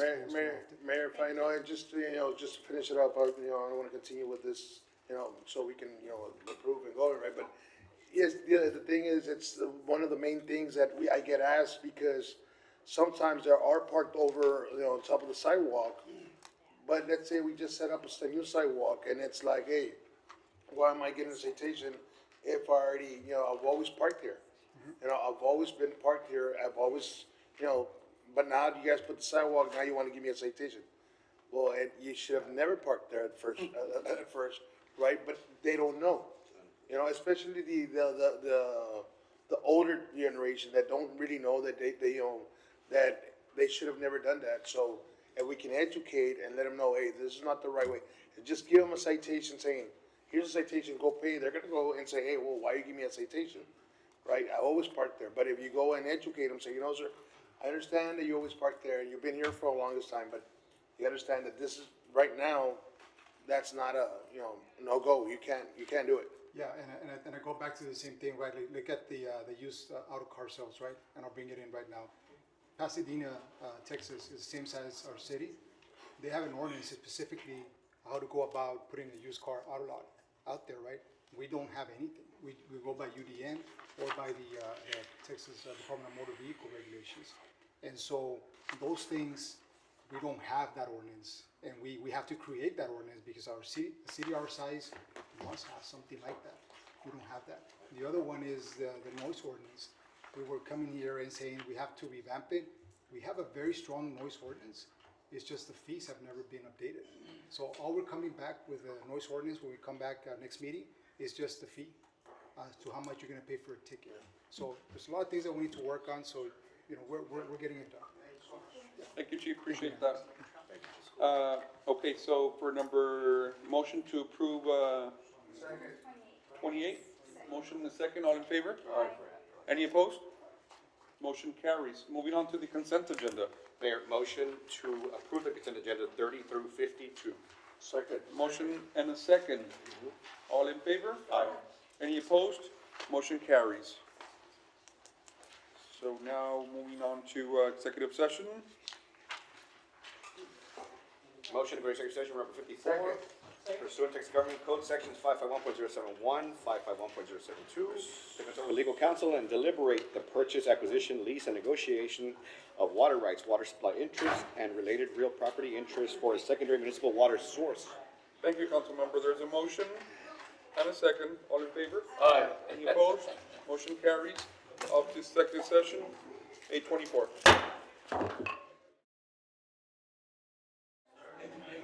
Back to the executive session, staff to proceed as directed. 1, 2, 3, 4. Do we have enough? 3, 4, 5? Yes. That, We'll move exactly what the mayor said, we'll move to have staff proceed as directed. Staff to proceed as directed. no motion was made in the back. No motion. No. Correct. All right. Next item. So we got a motion and a second. Motion and second, all in favor? Aye. Opposed, motion passes. You ready? Next item? So your items are done, Mayor. So we are up to 58? 58. All right. Mayor Pro Tem?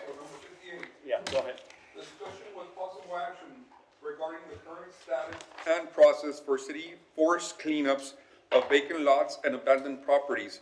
With the recent rainy weather conditions, weeds and grass are growing rapidly and may eventually become a fire hazard due to Laredo's dry and hot climates and any other matter incident thereto.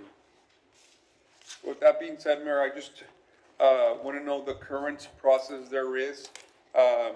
I've heard that because there's just so many vacant lots overgrown with weeds and stuff, and I've heard that we used to do the forest cleans. I've heard that we ran out of funding, but that's just what I heard from my administrative assistant. I just want the public to understand that if the process is stalled at the moment and why. So again, Go ahead, Chief. good evening, Mayor, Council, Chief Miguel Rodriguez for the record, Chief of Police. So there was a mechanism that was put in place back in, when the community development had this high weed situation under them. And so when we absorbed the code enforcement officers, there was a lot of things that we had to make sure that we put in place before we started doing the actual enforcement, doing the abatements and all these things that it's a process, right? And so one of the things that we've identified is that, yes, there is a lot of calls. We've actually gone to 1,485 high weed inspections. We've given 7 citations. The process itself, we have not initiated it because at the same time we were learning the process. We've got into several conversations with our budget director and making sure that we allocate the specific funding from this coming budget so that we can have that funding allocated for the high weeds and making sure that we start enforcing and abating those lots, right? Right now, we are going to start doing the process. There is a couple of things that I will ask council as to direction, because there is I don't know if it was a motion back then or what, but I can tell you that right now the process is if there is a 12-inch high, that's considered high weeds already, we can already go inside, or we can already put the markers in there saying that you have a lot that is not in compliance. For some reason now it requires for fire to go in and say, yeah, this is a fire hazard. And then from there, we have to go and personally give notice to the owner. If we cannot find the owner, we have to post it 7 days in the newspaper. And then after that, we have to, once we start the abatement, we have to go get it certified by the city secretary. So there's a lot of processes that by code and city ordinance, it doesn't require that. It just requires that it is 12 inches with documented, that we move forward in letting the owner know. And if in 7 days is not remediated, then we start the process to do the forced cleanup. And so, again, I don't know, we've checked, I don't know, we haven't found a motion or a discussion in the past that requires all those things. So for us, we are requesting that we just follow the ordinance and say if it's 12 inches, it's already considered high weeds. And of course, 48 inches, it's an automatic. We go in and we start cutting that grass with what is required from us. Mayor, Go ahead. I know that, thank you so much, Chief, for, you know, all your community service officers. Now I got it right, thank you. So, finally, okay, so, the community service officers, you know, I've seen them work hard, you know, they're out there, and they're known, they're already, you know, they can see, they call them, I believe the other day I was at a barbecue, and they call them las troquitas andan ahí, so they call them las troquitas, so they've been doing their jobs. They've been very successful in their jobs, but at the same time, the problem I've been having is that there's a lot of properties in my area that they can't reach the owner because either they're out of town, they're not of the country, it was handed to them, they just pay the taxes. So I know they were talking about forced cleaning.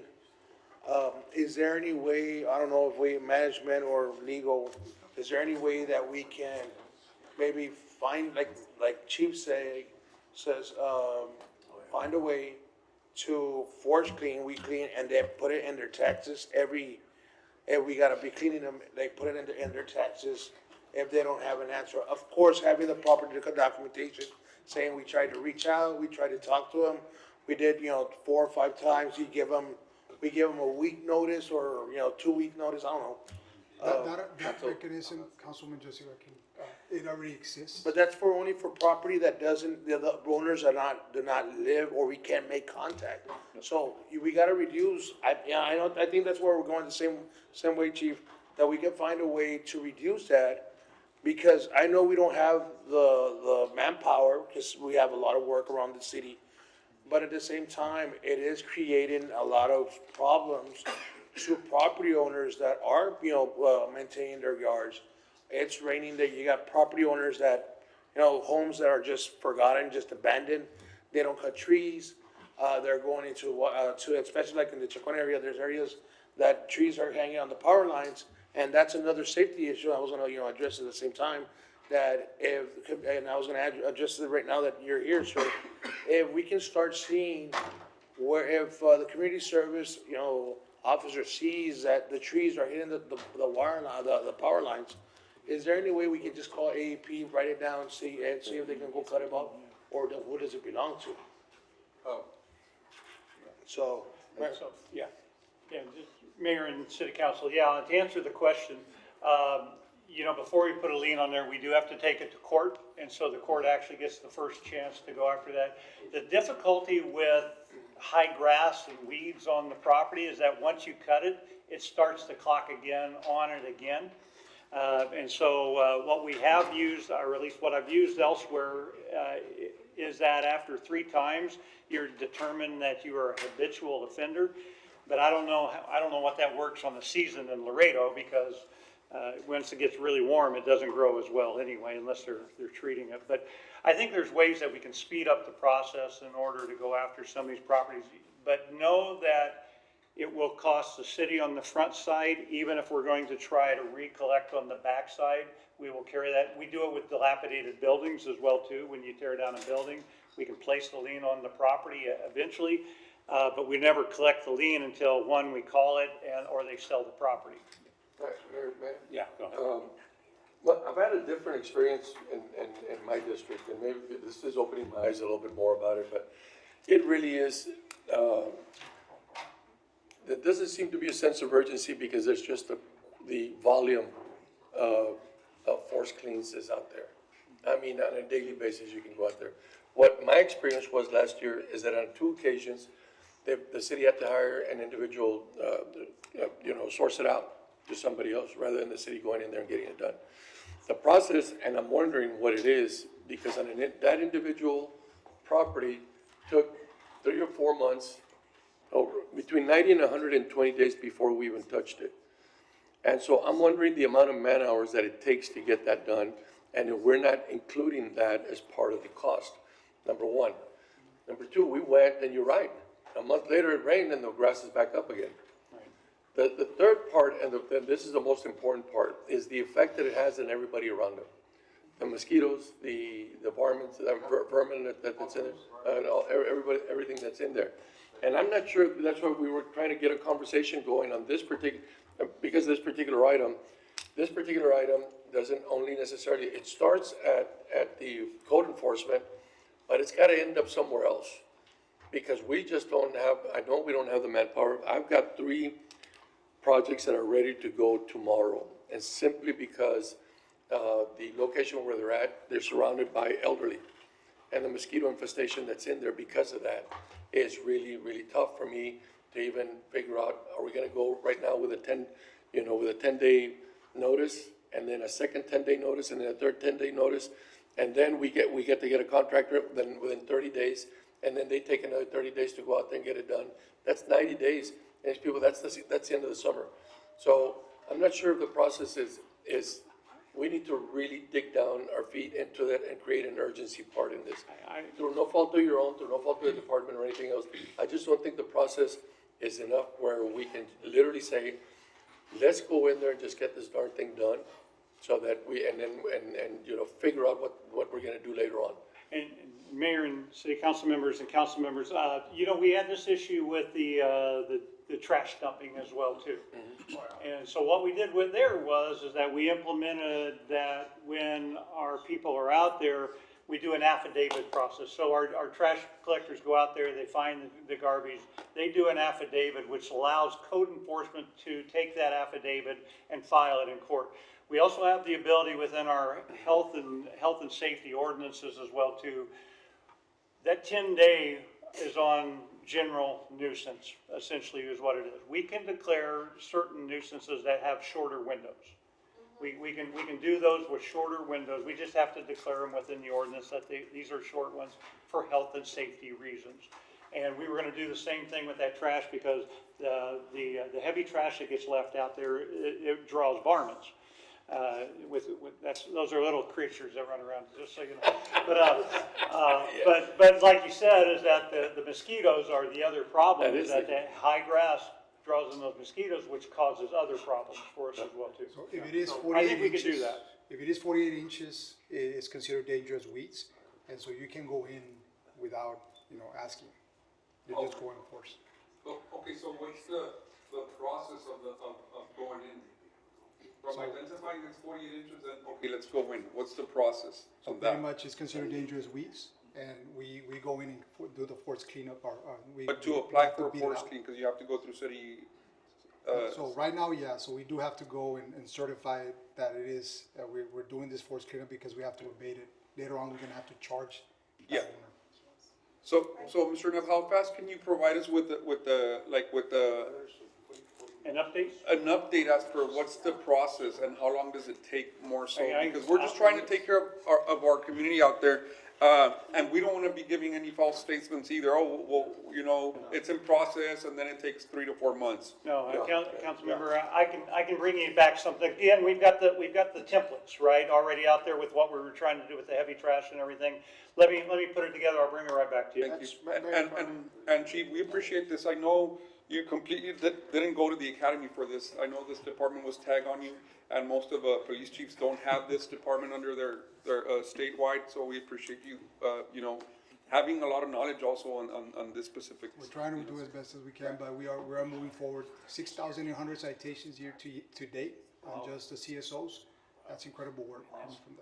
Mayor, if I may as well, at the same time, also, I wanted to, address management, saying that if we are gonna go and try to, be more, tight on being more, how do you want to say it? strict on our, strict in our community, right? Saying to make them force clean and do all that. At the same time, our creeks, yeah, we have to do the same thing. You know, our creeks are the ones that right now, you guys, you can go, there's creeks, like, I have creeks on, which is it, no, River Hills. There's a creek in River Hills, and I don't know if it's the developers or it belongs to us already, but you got, you know, the creeks are way high, more than 48 inches. But yet we're forcing people to do the 48 inches, and we're trying to be fair. If we're forcing them to do it, and let's lead by example. So at the same time, I got, what's the other cross that we have at Ejido? What's it called? The terrazas. You know, that's an area, it gets flooded. Environmental, you know, supposedly it was gonna go clean it out, but at the same time, when it rains, everything piles up. But if we're forcing them to clean it, at the same time, we could lead by example. So I just recommend. And the challenge we have with some of the creeks, I mean, there's a lot of different ownerships on these creeks as well too. There are some that are under HOAs and everything. The ones that we clean, some of them are cleaned by Public Works and some of them are cleaned by an outside contractor. And so we just have to, we just need to know where they're at and we need to go. I totally agree, just make sure, let's identify and start, you know, lead by example and make sure we clean our. I agree. Yeah, go ahead. I have a question. So right now, with the force clean, you said we can go as far as putting a lien, right? But what about these HOA properties? What do you put a lien on in that instance? You put a lien on there is nothing to put a lien on because it's owned by an entity, right? So how do we address that? And then what else can we do other than putting a lien as far as forcing payment sooner? Councilmember Perez, our ordinance only allows us pretty much to go for a lien. And I think that because the property is owned by the HOA, then the city can put a lien on that property that is owned by the HOA and they would be responsible for paying it if need be. Right, but in that case, they're not gonna ever sell it. So how can you recover the money for a lien without going through a foreclosure process? In terms of foreclosing on it? Well, just in terms of recouping the money, like, the lien is good, but if they don't ever plan to sell or ever sell, then there's no collection on that, right? So they can literally offset or defer their maintenance for years and we would never recoup that money. It'll eventually have to go to the condemnation of the land. That's the only way to force the other side to get rid of the land. Well, yeah, but the thing is, sometimes the HOA might wanna offload that land and not be responsible for it. And it would just be condemnation in terms of taking the land for fair market value for what it is.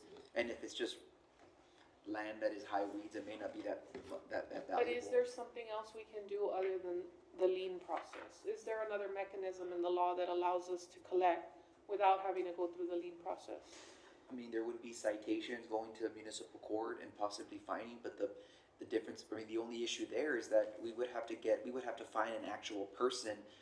We can't find an entity because using the municipal court process would be against a defendant, a person, not so much an entity, so. But the entity, doesn't that go into the board? The board, but when we're using municipal court, we're saying that there are criminal penalties, and the only people that can commit crimes in the state of Texas are people, individuals, not acting in their official capacities as an HOA board member. Okay, well, that's just HOA. You bring up a very interesting topic, and I think that we need to figure out what our remedy would be against an entity like that. Well, and that's just for HOAs, but just in terms of private property. It could be possibly just filing suit against the HOA, the city filing suit against the HOA and recovering damages through just the regular civil litigation process. Well, like, look at the example that happened in District 7. There was some African bees in a creek that was privately owned, and it attacked two dogs. They attacked two dogs. They killed those two dogs. It could have been a person. Thank God it wasn't. And unfortunately, it was two dogs. But that could happen again or anywhere. And we did have that one instance. But like Councilman Garza was talking about the mosquitoes and all that, that could cause health issues as well. So I think in all of these cases, when it's these overgrown lots that have these potential health problems, just for the sake of public safety, I think we should up or find a more, like a better mechanism to enforce and force them to take care of their property, because forced cleaning isn't working. Yeah, and there We need are options. there are certainly a bunch of options, and in terms of, like for instance, if someone is walking along a piece of property and the high weeds are the cause of an accident where they have damages, then that could be a private cause of action between that individual and the property owner, because there is premises holder liability there. So that could be one remedy for a citizen. But if you're talking about the city, remember, we are a government entity, and as a government entity, we are dealing with private property, which is why we do have this notice requirement that allows for 10 days. And when we can't find the owner, we need to be able to serve them with notice, and that's why if we can't physically serve them with notice, then our ordinances allow for essentially service by publication, which is what Chief was talking about. You have to publish in the newspaper or 7 days. for 7 days. So the process does take a while, but remember, we do have to balance our government interests with the interests of private property owners, and also reduce our personal liability or our liability as a city with these homeowners. Yeah, but or these going property back, owners. Mayor, if I may, real quick. Go ahead. So when it comes to those things that you're talking about, yes, I agree, but at the same time, when it does become a public health and safety concern, it doesn't work to give them the 10 days and then give them another 10 days and by then, there's already all this public health risk that's been going on. So I think we should up it to a public health, set criteria for it to become a public health emergency, and implement that faster process and have that going more so than this whole back and forth 10 days. And that's why I'm requesting this process in black and white, so we can, because these owners already know how long they have to wait, 8 months, they know. I agree. But once we have it in writing, we could check the boxes as representatives and have them. At the same time, Mayor, if I may? Yeah. At the same time, these owners, some owners are well off, they're very well off, and they say, well, just give me the ticket, 'cause it costs me less than when they're gonna charge me to cut the grass or cut the branches. So if you force me, I'd rather pay you the fine than send out somebody over there who's gonna charge me the double or more than what that I'm gonna pay. So, I just. Mayor and City Council, we'll bring you back the best practices. We can move something very quickly. I know that within our ordinances, because of the age of those ordinances, we have room to make improvements on that. So I'll bring it back. Can I just make two suggestions on that? Can you give us the legality, I guess, if we can use environmental friendly weed killers instead of, it's redundant, so that we have to go cut the grass all the time. Might as well spray it, let everything die in there, and that's a solution, number one. It'll save us money over the long run. Number two, if we are able, we used to have that program, and I'm not sure in the 80s, but I don't know what we were spraying into the environment. So, but we used to have mosquito spraying every night during the summer, during the mosquito season. That right there, those two things can solve the problem. Save us thousands of dollars on just taking care of that problem. You can let anything grow up to 4 feet and then go and take our time to go clean it. I just don't know the legality of using those two things because the mosquito infestation right now, I can tell you, is gonna about quadruple up over the next week or so because of the rains we've been having. I agree. And there's more rain. No. All right. Any other questions? Thank you, Chief. Thank you. Thank you. Thank you. All right. Next item.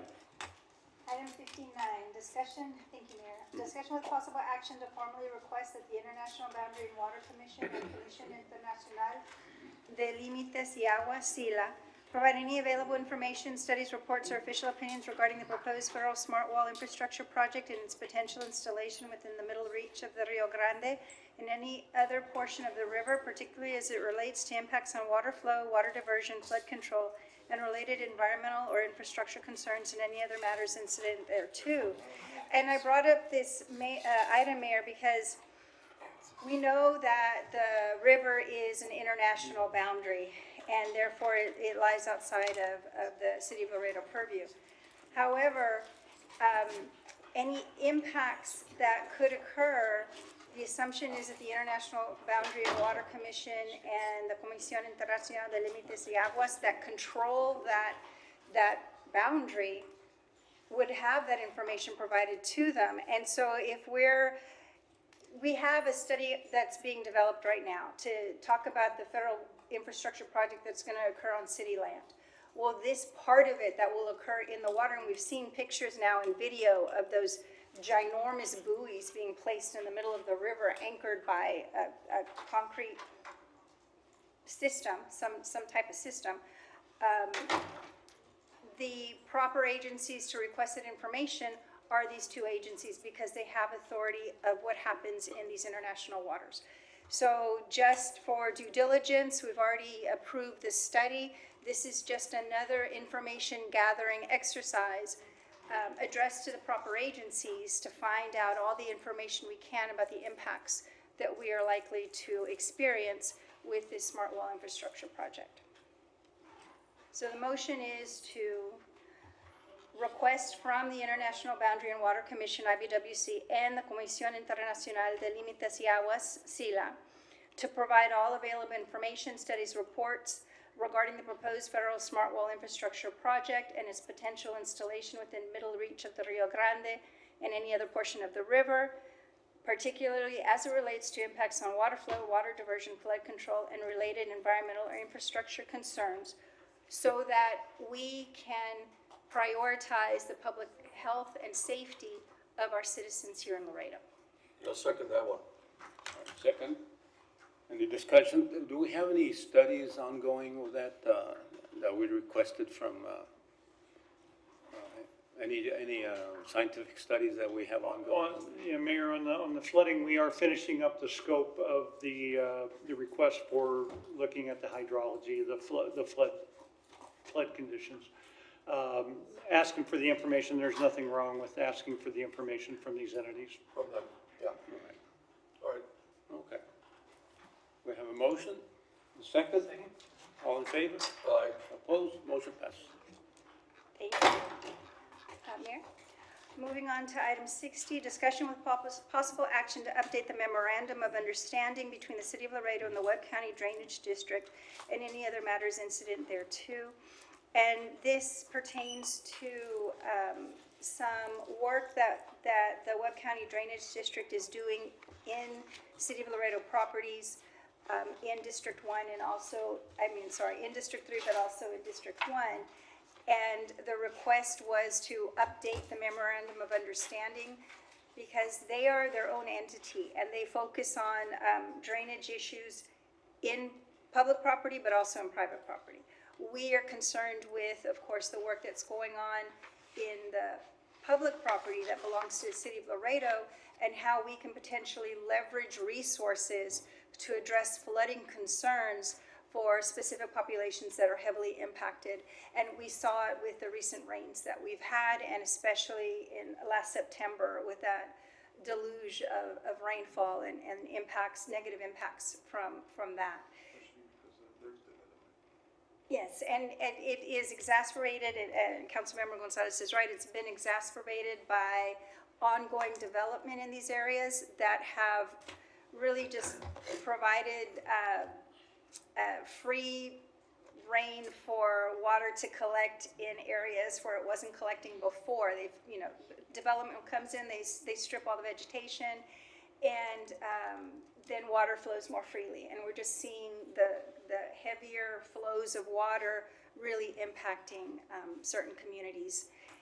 And the Drainage District has agreed to join forces with the City of Laredo to, like I said, leverage resources and target these areas and solve these problems. Yes, go ahead. Yeah, I know it's interesting because other counties like in the valley, there's the Hidalgo Drainage District. This is very different, right? This is not like actually associated with like a Webb County government. Exactly, and I'll clarify that it is it's a taxing entity in a district that was created over a decade ago or more, and it just happens to be named Webb County Drainage District, but it is not a county organization. Yes, it's a very misleading kind of name, so it's confusing and most people don't even know that it exists or what it is, so, but it'd be nice to. It is a public entity. Direct the chair, please. Oh, I apologize, Mayor. All right, go ahead. Apologize, thank you. Can I add Yes. something to that, Mayor? Yeah, go ahead. So, on a side note, the county of Comal and Bear are going through that process right now because of the continuous development is kind of ruining the drainage process of the natural processes of going through creeks and all that kind of stuff. So they have a lot of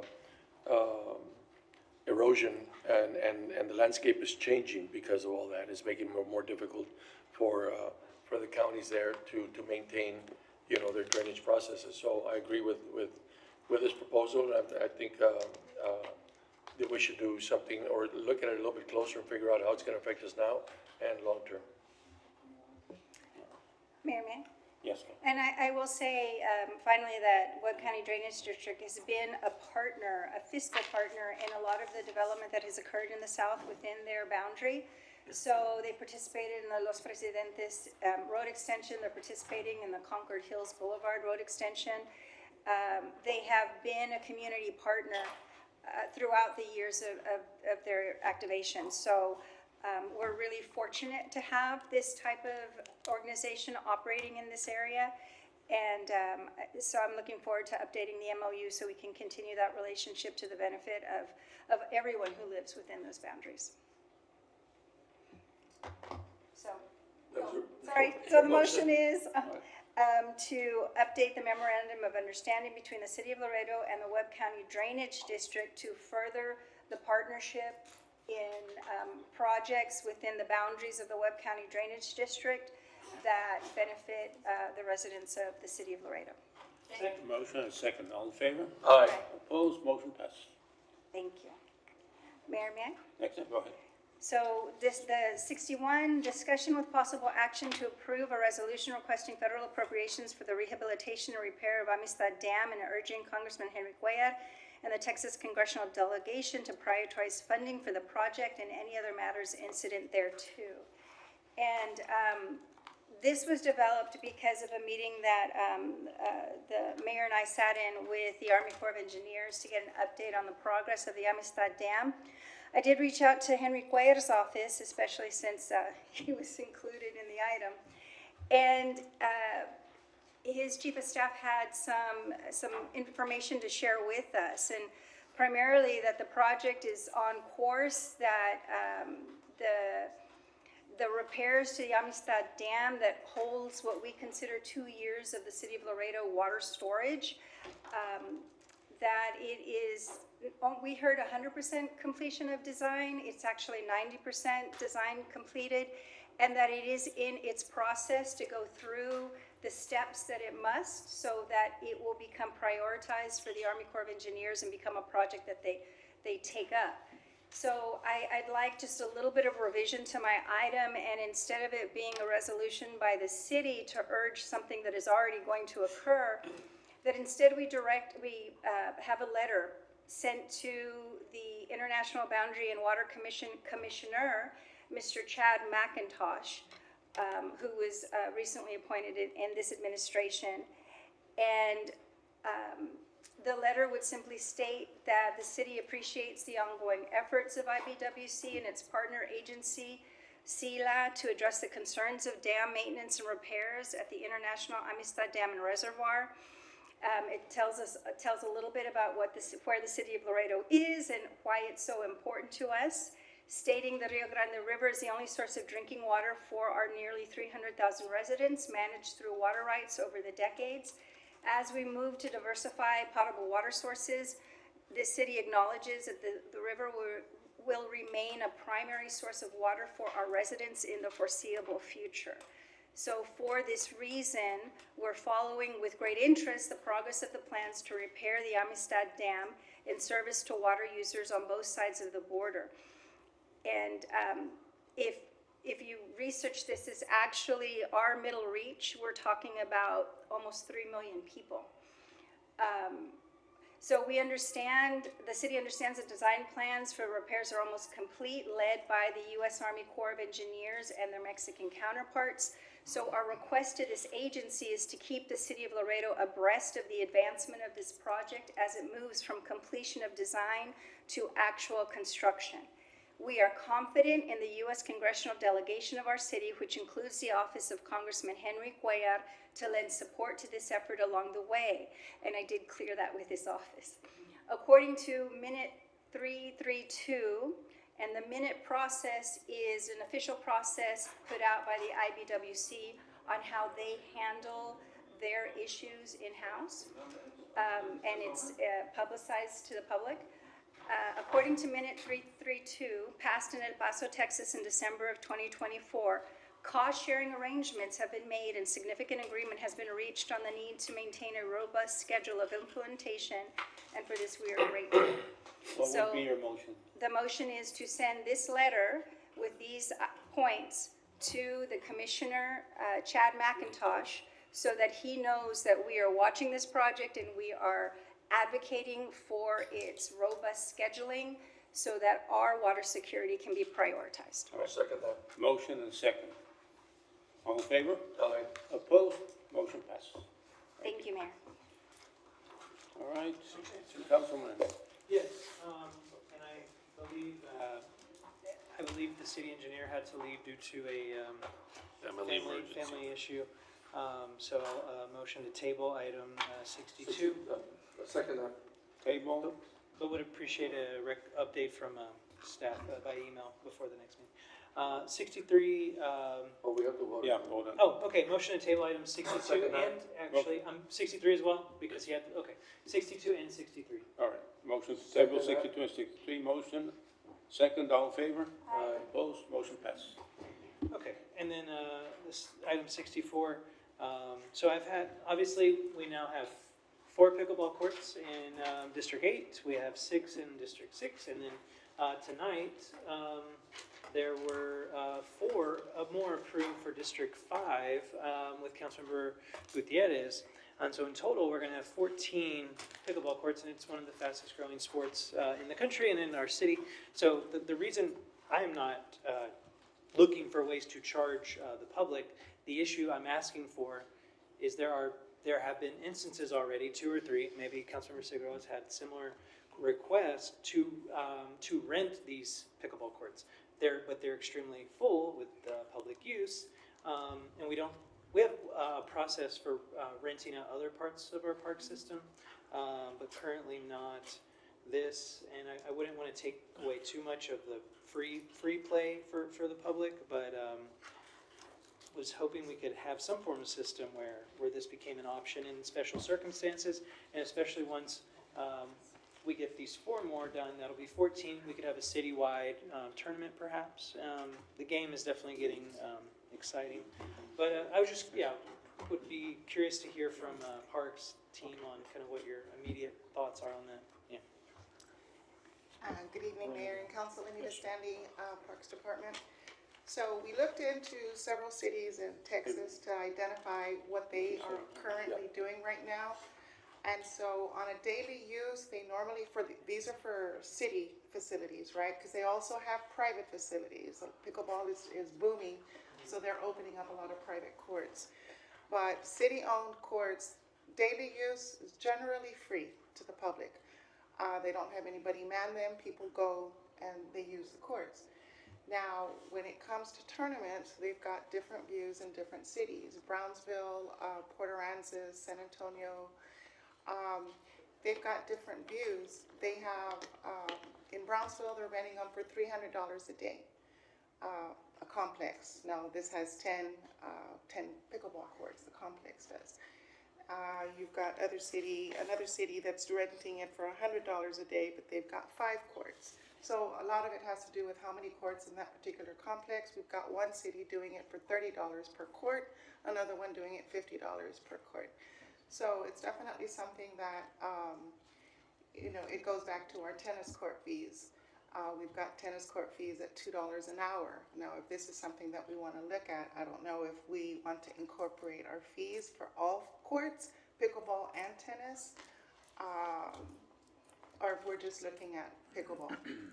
Yeah, I mean, I would defer to you guys what you prefer and what you want to bring back. It's just, I know it's becoming an issue where, you know, they're extremely crowded all the time, and then there starts to become the issue of fairness and people, you know, kind of wait, you know, if there's all 6 are full for, you know, 6 hours, then that person may not get to play, you know, so things like that. And then, so I would just request that, you know, you guys look at the issue and just give us give us your direct recommendation for how to handle the issue. Or if you guys think it's not an issue, it's just, I know when I drive by them, they're full all the time, which is a great thing, and I'm not trying to charge the residents. I'm trying to make sure that there's some fair, you know, processes in place. Also, you know, with how full they are, you know, the music has also been, you know, an issue. There's been some expletive music being played and kind of, you know, addressing that. Just, you know, kind of just guilty of its own success, right? And then it's brought, you know, issues with, you know, high schoolers kind of just hanging out. There's been some, you know, trouble, you know, as well. So just trying to, which I appreciate the police department for adding cameras there at this time. But yeah, the request is just to bring, I don't think a motion's necessary, just, you know, a request to bring back recommendations for the fairest way possible to address, you know, the explosive growth of the game and how it's impacting the current 10 courts we have, and with the plan for what, you know, with the four more coming on. So, yeah, Okay. that's pretty much it. We can do that. We'll bring back recommendations, Mayor. All right, Thank you. all right. Okay. And then, Mayor, we'd like to table Councilmember Pettis' items 65 and 66 per her request. Motion second, all in favor? Opposed, motion passes. Table items. Number 67, Councilwoman? We addressed it earlier, yes. Okay. Motion to adjourn. All right. I'll second that. Motion second, all in favor? All right. Meeting adjourned. Good job, Ted.